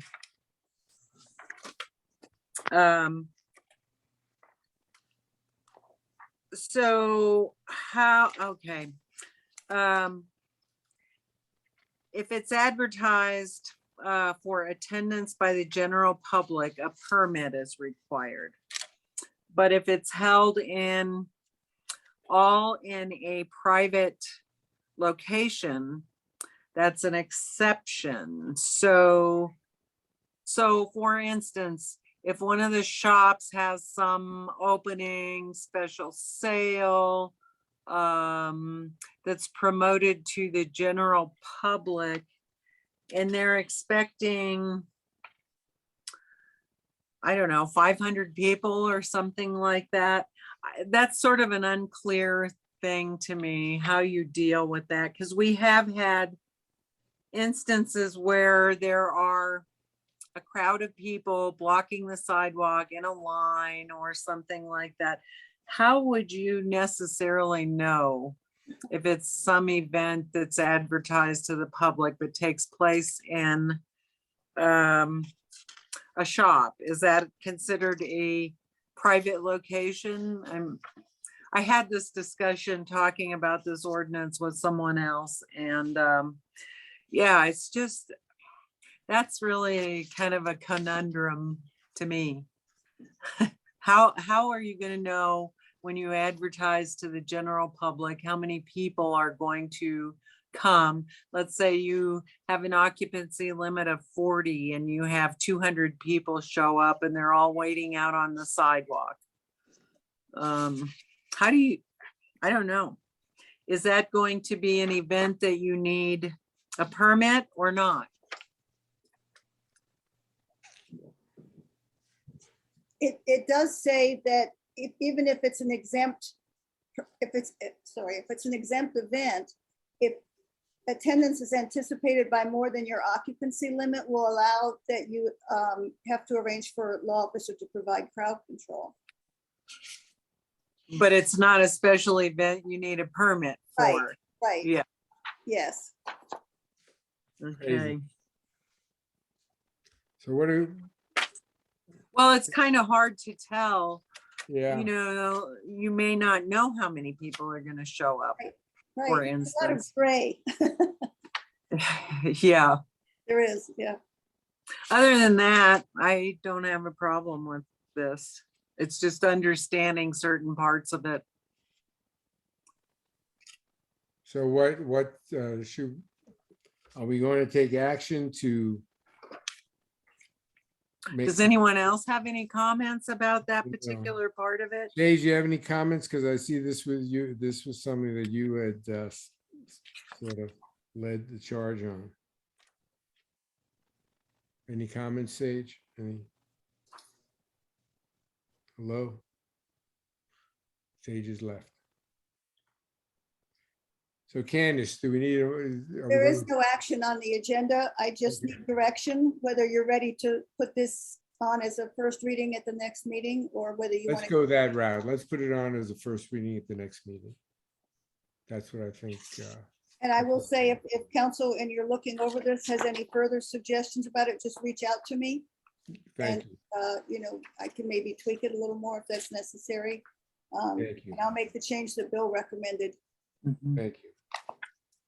Okay, Okay, thank you. Item 9E, planning and zoning fees. Review recommendations of the zoning administrator regarding changes to planning and zoning fees and may direct the staff in this regard. So do we have any input there, John, or? Let me, John Knight, zoning administrator. Thank you, Dr. Mayor. We discussed this last time, just in a very general way, and we brought this back for some consideration. And I've also attached copies of the fee schedules from some of the other jurisdictions in the Verde Valley, just for reference. In general, the town has the lowest fees of any jurisdiction in the Verde Valley. Some of the smaller sort of residential, just in terms of concept, the way I approach these fees, the smaller residential projects, if somebody wants to build a fence or a minor change or something in design review and it's residential in nature, I feel like those fees should be lower. And if somebody has a large commercial project, a brand new residential structure like a home, you know, and they're going to build a $500,000 home, then they certainly can afford a little bit higher fee. So in general, I think small projects should have small fees, larger projects, large fees. Something like, I want to draw your attention to the table in the staff report. It starts out with the proposed fee for zoning boundary change. We don't get a lot of zoning boundary changes, but they do take a significant amount of work. Our fee, I believe, is way too low. Even Clarkdale is nearly 3 or 4 times what our fee is. And some of the fees that I've added there, you'll note, like a general plan amendment. We actually don't have a fee for the general plan amendment. In some cases, a zoning boundary change may also involve a general plan amendment, a general plan amendment application as well. So we need a fee for that, and I've identified those. So we didn't put this on for resolution for adoption tonight because I think it does need some additional discussion, and would like to hear some thoughts from the council on in hopefully increasing some of these fees to bring them into a little closer to parity with what's going on in the rest of the Verde Valley. Thank you. And yes, I see a hand up there. Is that Sage? Yes, please. Okay, let me take my hand down so I don't forget to take it down. Yeah, I have lots of comments, lots of highlights on this. So I guess I'll just go down real quick and kind of go over the ones that I have big notes for. The site plan review, where they talk about proposed fees, 50, 100, 200, 300. I think that needs to be defined as to which one is what it's going to be for each of those. Yes. I think one of my biggest things that I noticed on here was the neighborhood meetings, and for it to just cost $100, I think is absolutely way too low. The last meeting that we had to have required that a head from every one of our departments was there for several hours. That costs us money. And I think that if someone's going to make us do a neighborhood meeting over something like that again, that they should have to pony up some money for it. Because it costs us a lot of money for them to show up. So I think that maybe that needs to be contingent upon, you know, who needs to be there somehow, or something, maybe just a little bit higher, because staff does have to be included in all of that too a lot of the time. Oh, I like this sliding scale idea for the type and size of the project for the design review for new construction. But I also like the site plan review. I think that that would need to be defined if we're going to do that. On the next page for design review for new commercial and non-residential construction. Oh, never mind. I misread that. Sorry.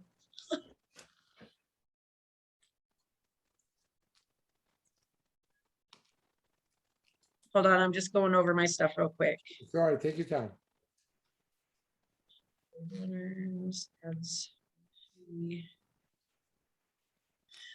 Extension of previous approvals, the 50% of the original fee. I totally agree with the notes on that, the fee should be significant enough that it discourages extensions. I understand if someone needs an extension once or maybe even twice, but if they're going to be repeat offenders, it might need to be a really nice fee for them to do that so that they just get done what they need done and not cost our staff a lot of time, which costs us money.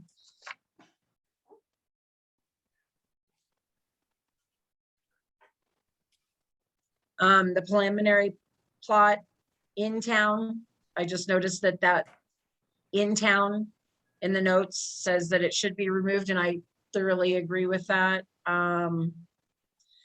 Annexation, something I've been asking about for a while, but I think that maybe $2,500 if someone wants to do it might be too little as well. If Clarkdale's charging that much, you can bet Cottonwood's charging that much. I didn't look, but annexation, my understanding, just in order for us to do annexation, is extremely expensive. It's a big deal. That's my 2 cents. What about? Thank you. Sorry, if I could ask Ms. Harvey a quick question. Yeah. Dr. Mayor, if I could just break in for a second. I wanted to bring your attention, everyone's attention, to the work without permits at the bottom of page 2. We don't currently have a fee. I know this is something the council is very interested as a deterrent, again, There's a lot of people in Jerome and every every jurisdiction I've ever worked that know there's a good chance they're going to get away with the work if their neighbors don't complain. And we often catch these guys, but should we have a fee that we charge them when we do catch them? There should be some sort of penalty if somebody does start work and they know, in general, they know they need to call the town and ask. So that's at the bottom of page 2. I'm suggesting we set that at double what our current application fee is. Thank you. Alex?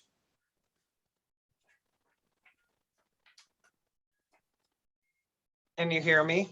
Yes, good. Board of Adjustment variances and appeals to council. John put it as $250 for residential, $500 for commercial. It says Clarkdale charges 2 and 5. Why Mhm. did you suggest $250 when we're kind of going along with Clarkdale, John? I was comparing and looking at other jurisdictions as well. When you do an appeal, it actually is a very significant amount of attorney time, oftentimes. Honestly, I think that 250 is probably too low to cover any, even come close to any sort of staff effort and attorney time. But I didn't want to, make it too far out of line.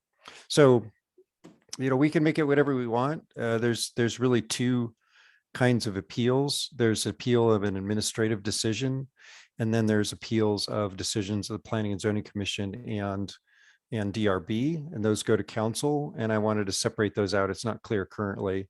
So this would be a variance for the 250 and the 500, a variance, not an appeal of a staff decision, just to clarify that. Thank you, John. Is that okay, Alex? Yep.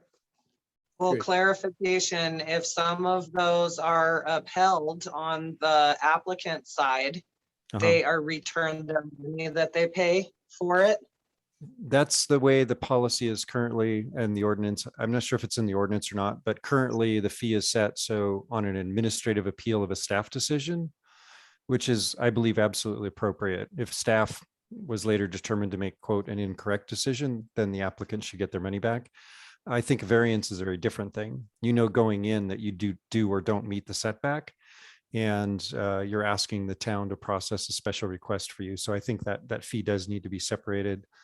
I was going to look through while we're chatting here. I was going to try and find some of the other appeal fees for other jurisdictions, but they're significantly higher.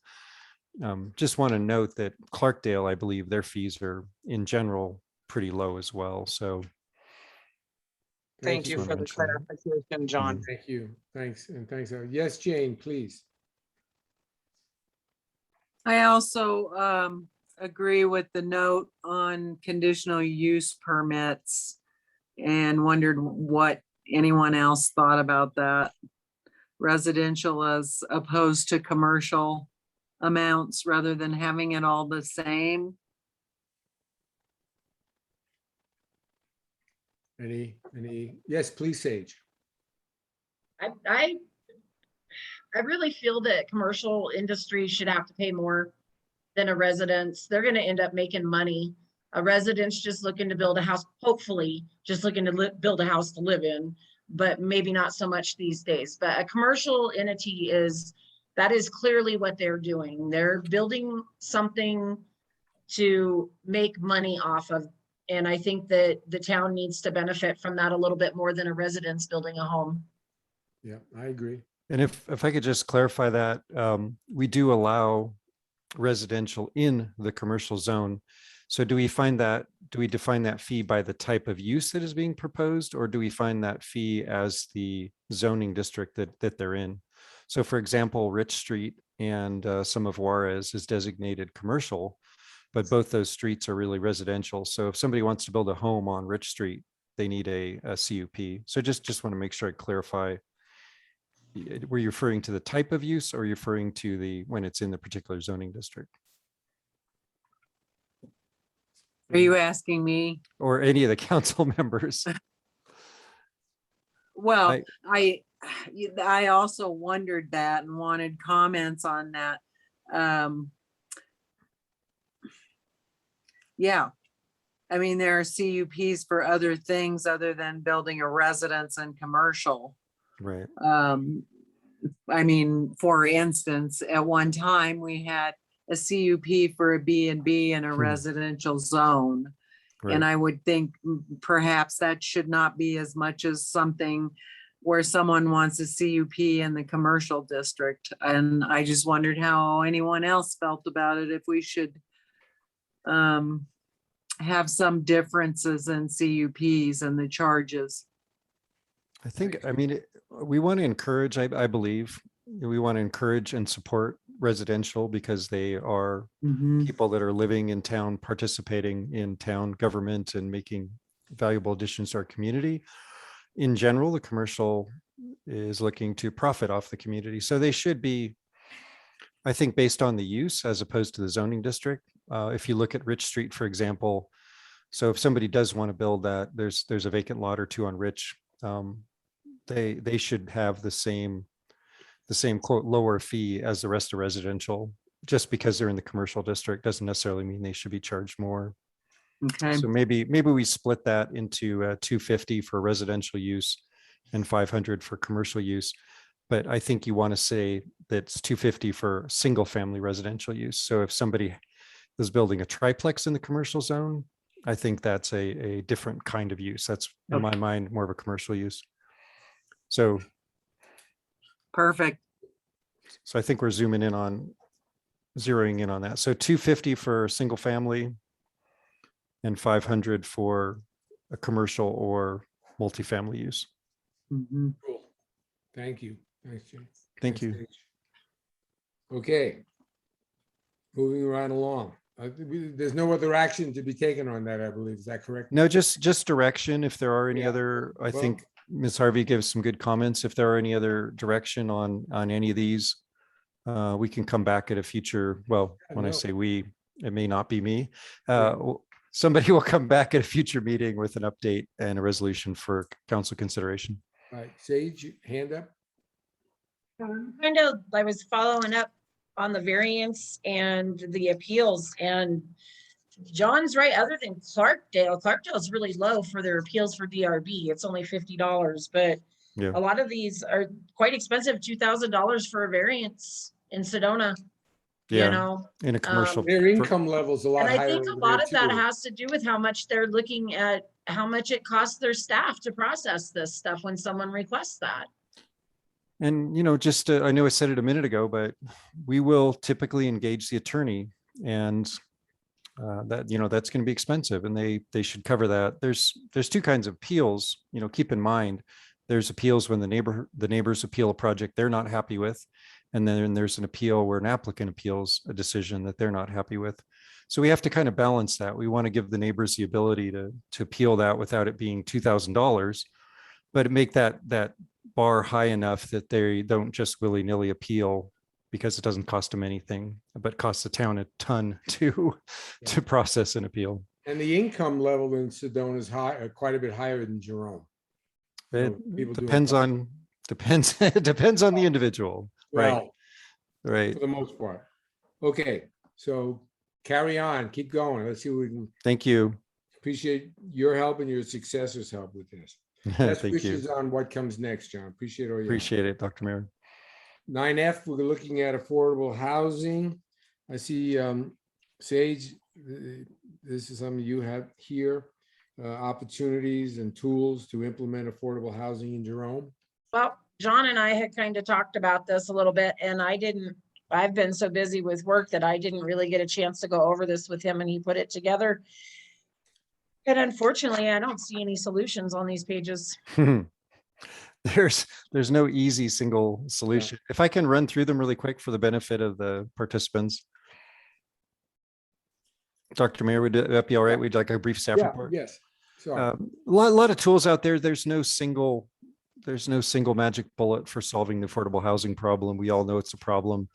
It was staring me in the face in California 35 years ago, and I think California is past the point of no return. I believe in many communities. I believe Arizona is still on the cusp of being able to do something about obtaining, creating some additional affordable housing. So there's some common tools that have been used throughout the country. Some of these did come from other states. I think some of them have probably been implemented in larger jurisdictions in Arizona. And I'm just going to read through them quickly. One would maybe we take a look at some of the town-owned properties. We actually have quite a few properties in town that are vacant. There's some off of Diaz, actually, near the so-called Mexican pool property and near the Cuban Queen. The town owns a couple lots down there. And there may also be some opportunities to look at existing buildings, such as, of course, the hotel. The Jerome Hotel is an obvious opportunity there. That's a much longer term project. And, I think the town should continue to keep their eye on the ball on that and work toward that. But there are some other properties as well. Maybe we consider for mixed use at Town Hall, where, we need to think about some of those things. One thing other communities have used is density bonuses and incentives. I'm not sure how successful that would be if we offer somebody, instead of a 10-foot setback, you can do a 5-foot setback. I don't think that's suddenly going to create a bunch of affordable housing. We don't have a lot of vacant developable lots where people would be able to do that. One tool that a lot of communities have successfully used is the accessory dwelling unit or guest unit or guest house or mother-in-law unit, whatever you want to call them. Quite a few jurisdictions are allowing and encouraging people to build, where there's room, people to build guest units or split an existing unit to construct affordable housing. The problem, of course, in Arizona is we don't want that to simply turn into a short-term rental. And, I truly believe that's what would happen unless we were able to create some sort of restriction. I haven't done any additional research, but I did discover that Flagstaff is actually creating has an ordinance and is trying to create affordable housing as an incentive.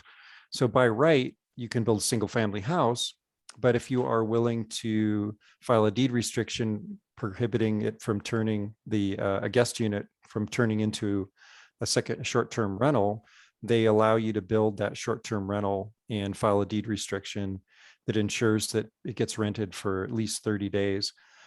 There are some properties in Jerome that could, assuming you meet the parking and other standards and requirements, that could be considered for possible guest units. Mixed-use commercial is a great opportunity. I believe there are several commercial buildings in the downtown area that are the second stories above are vacant. We would need to figure out how to address the parking on those units, but that's an opportunity there. The high school certainly is an opportunity for some sort of mixed use.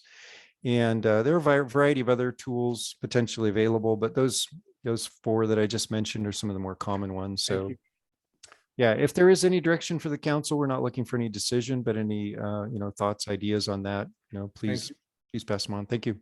Thank you so much. I see Mandy has her hand up. Mandy? Thank you, Dr. Mayor. Sorry, I kept hitting the wrong button. I just wanted to make a note while this topic is on the agenda in front of us, that it is an issue that is being promoted by the League of Cities and Towns at the state level this year, and is also going to be one of the primary discussion topics at the National League of Cities Conference. So to see, where maybe best practices have happened and what we can do and where there's some pitfalls, and maybe where there's some funding both at the state and the federal level. So it is a priority item for the Arizona League this year, as well as the National League. So hopefully we'll have some maybe solutions. That would be great. Thank you. Thanks a lot, John, and I appreciate it. Let's see how it emerges. Moving on, so no action needs to be taken. We go to item 10D, liquor license for the Mind Cafe. Review the application. You have the application for a Series 12 liquor license and may recommend approval or disapproval or take no action. Any comments on that? Any thoughts? None? Is there anyone who wants I to? don't have any problem with recommending approval of this particular You're breaking up there, Mandy. license. You say you don't, Andy, you're breaking up, I would like to make the motion. to approve it? Sorry, I would like to make, sorry, I'm gonna have to switch. You want to make the motion to approve it? Okay, Yes, thank you. Is there a second? I'll second. Thank you, Alex. Is there any further discussion? Hearing none. All those in favor, please say aye. Aye. Opposed, no. Motion carries. Liquor license granted to the Mind Cafe. I'm sorry, I was supposed to recuse myself from that. I have to I know. abstain. No, I figured as much. I didn't hear you. I didn't see you, so I figured you were sort of doing the right thing, which you did. Thank you. Item 10E. Intergovernmental agreement with the city of Cottonwood for police dispatch services. Mayor? Candace, Yeah, this is an agreement that the chief has been working on for months. We're switching over to Cottonwood from Camp Verde. Yeah. And he's asked me to convey to you that he would very much like for you to approve this. And the attorney has reviewed and approved it also. great. Can I get a Motion to vote? approve. Thank you. Second. Second, any further discussion? Hearing none, all those in favor, please say aye. Aye. Okay, we approve 10E, the intergovernmental agreement with the city of Cottonwood for police dispatch services. Thank you. 10F, intergovernmental agreement for E-rate services. This is a renewal of our E-rate agreement with Yavapai County, which gives us discounted internet through their E-rate program. It's been very valuable for us. Thank you. Again, the attorney has reviewed this and approved it. Can we get a motion to approve, please? Motion to approve. Thank you. Can we get a second? Okay, before I second, can I get clarification on this? Okay, The clarification, it says we're getting discount internet services through E-rate program. Is this the same rate we paid for this last year? I can't answer that. I'm sorry. I don't know if it's exactly the same, but it's very close if it's not the same. Nothing Okay. dramatic. And it is a good deal for the town, correct? Oh, very, very Very good. much so. Yes. Then I will second it. Thank you so much, Alex. Appreciate it. Any further discussion? Hearing none, all those in favor, please say aye. Aye. Aye. Opposed, no. Motion carries. We, to approve the intergovernmental agreement for E-rate services. And then the 10G, the league conference. I had the privilege of going there with Mandy, and John Knight was there. It was really quite interesting. 1,300 people were there. Up to, supposedly they were going to try to get 90 mayors, but they didn't have that many, but they had quite a few. I don't know if anybody, if Mandy, you have any comment? I just thought it was a very good meeting. We learned a lot. We had good interaction with the Clarkdale and Cottonwood and a bunch of them. It was really, I thought it was very positive. Mandy, any comments or thoughts? I'm so sorry, Dr. Mayor. I'm changing headphones if you or Don want to speak for just a moment, Okay. because I do John? have a synopsis. Yep. Good. I'll jump in for a second while Yes, we're please, waiting John. Yep. for Ms. Worth. What struck me, this is the first time I've attended a league conference, was just how much the league does on the behalf of all the cities in Arizona. It was very impressive. I got a little tired of the awards ceremonies. Yeah. If you probably felt the same way, but set that aside for a second. They do a tremendous amount. I think there was good value in the networking and seeing what some of the other jurisdictions are doing as well. But we should definitely be supporting the league. I do think many of the jurisdictions sent not only all of their council, but many of them sent all of their department heads and even some of their less junior staff as well. So I know it's expensive for a small town like Jerome, but it is something we should prioritize in the future the town of Jerome should prioritize in the future. It's a great conference. I learned a tremendous amount. Me too. And Me too. encourage, You mentioned the awards, John. I want to say, but there was one award that I thought was really neat. This one that recognizes Jane for her 60 look years at of service. that. Look I at still haven't that. seized, Jane, so I can give this to you, but I did pick it up for you. And this is Must- your award for distinguished service in recognition of outstanding service to municipal government in Arizona from the League of Arizona Cities and Towns. Jane, I have my 12-year one, so I'll add that to it. Yeah. you got That's it. great. No, I have always enjoyed attending the league conference and may have if it hadn't been the circumstances that it is this year. So Yeah, absolutely. But it's a good way to network with people. Absolutely, it was really Yeah. was. And learned a lot. educational programs as well. Absolutely. And I was And- able to save the town money because it was in Phoenix and I was able to stay at my condo down there. I didn't have to stay at the hotel. So it saved a little bundle. But it was, I have to agree with you 100%, Jane and John. It was really a great learning experience and wonderful people and very collaborative. I like that a lot, that everybody was sort of Yeah. concerned to help each other out. Mandy, That- you back? Yep. I see Hi, your yes, hand. I am. Woohoo. But Is John finished? yes, Okay. So league conferences is always awesome because we get to see people, meet people, learn new things, have discussion, and yet we still have a great time. The Biltmore was stunning location. I liked the one in Tucson, but this one was definitely the best. If anybody wants to see some of my little snapshotty things, they're on my Instagram. The Matt Lohr from the league ran a social media challenge during the event, and I'm one of the 3 winners of it, which is kind of awesome.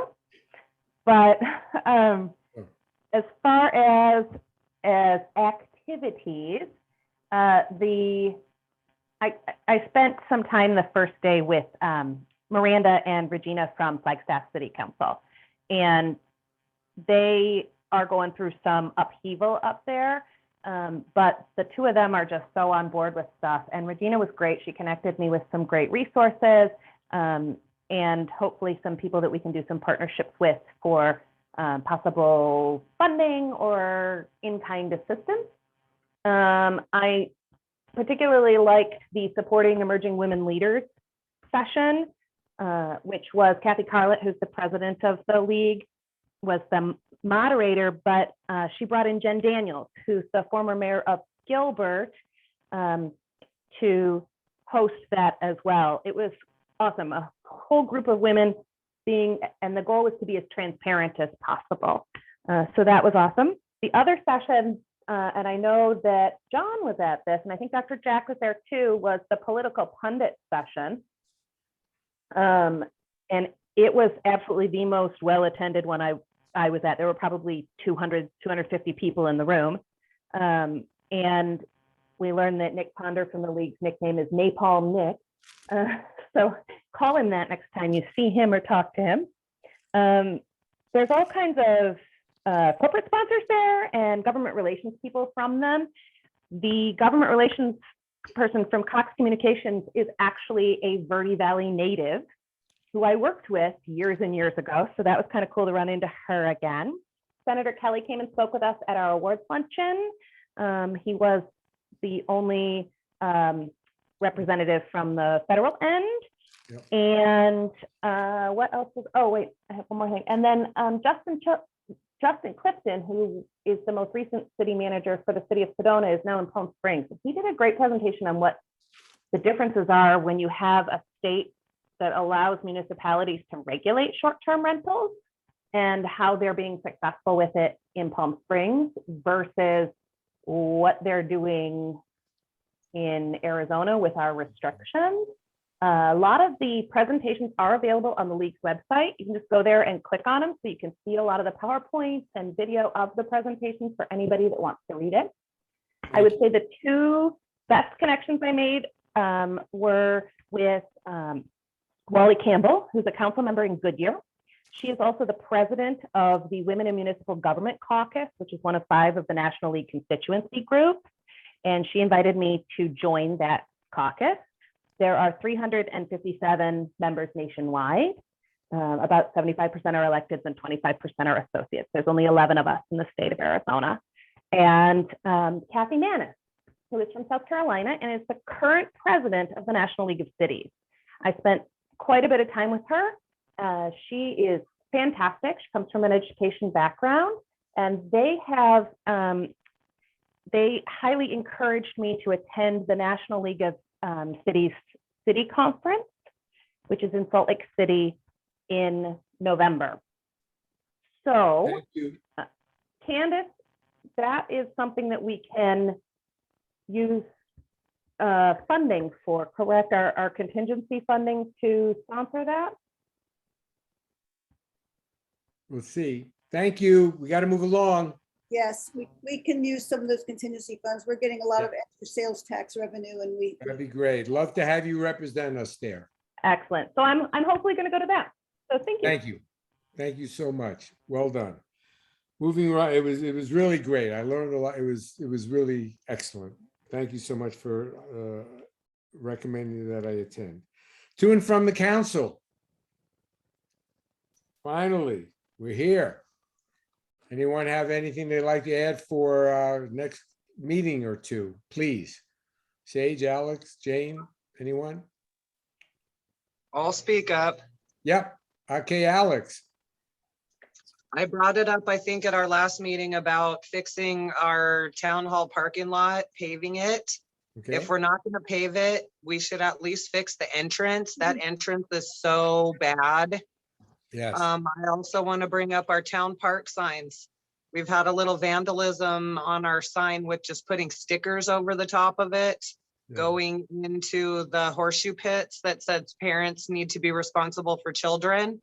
There are kids hanging off of the railing over there, which is pretty scary.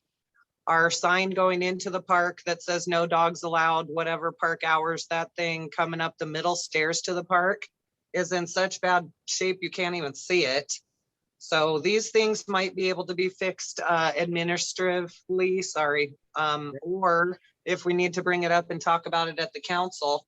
When we have our people come in, like the judge, anyone that comes into our town hall and our lot entrance looks that bad, it just really looks bad on us. So if we can do something about that, that would be wonderful. That's all I have at this time. No, thanks, Alex. They're all very good points. Thank you, Alex. Very good. Okay, I see Jane, and then we get to Mandy. I'm assuming everyone saw the sewer treatment plant information from Pace. Yeah. And we're gonna have to schedule a meeting, probably workshop. Soon. That's, maybe before the October meeting. I don't know. To talk about that at the regular meeting with the water rates, both, I don't know. There's a lot of information to look over. Yeah. So Jane, good points. Candace, let's see what we can do. I'm not sure what we want to do there. Yeah, but thank you for raising it. Good point. Mandy?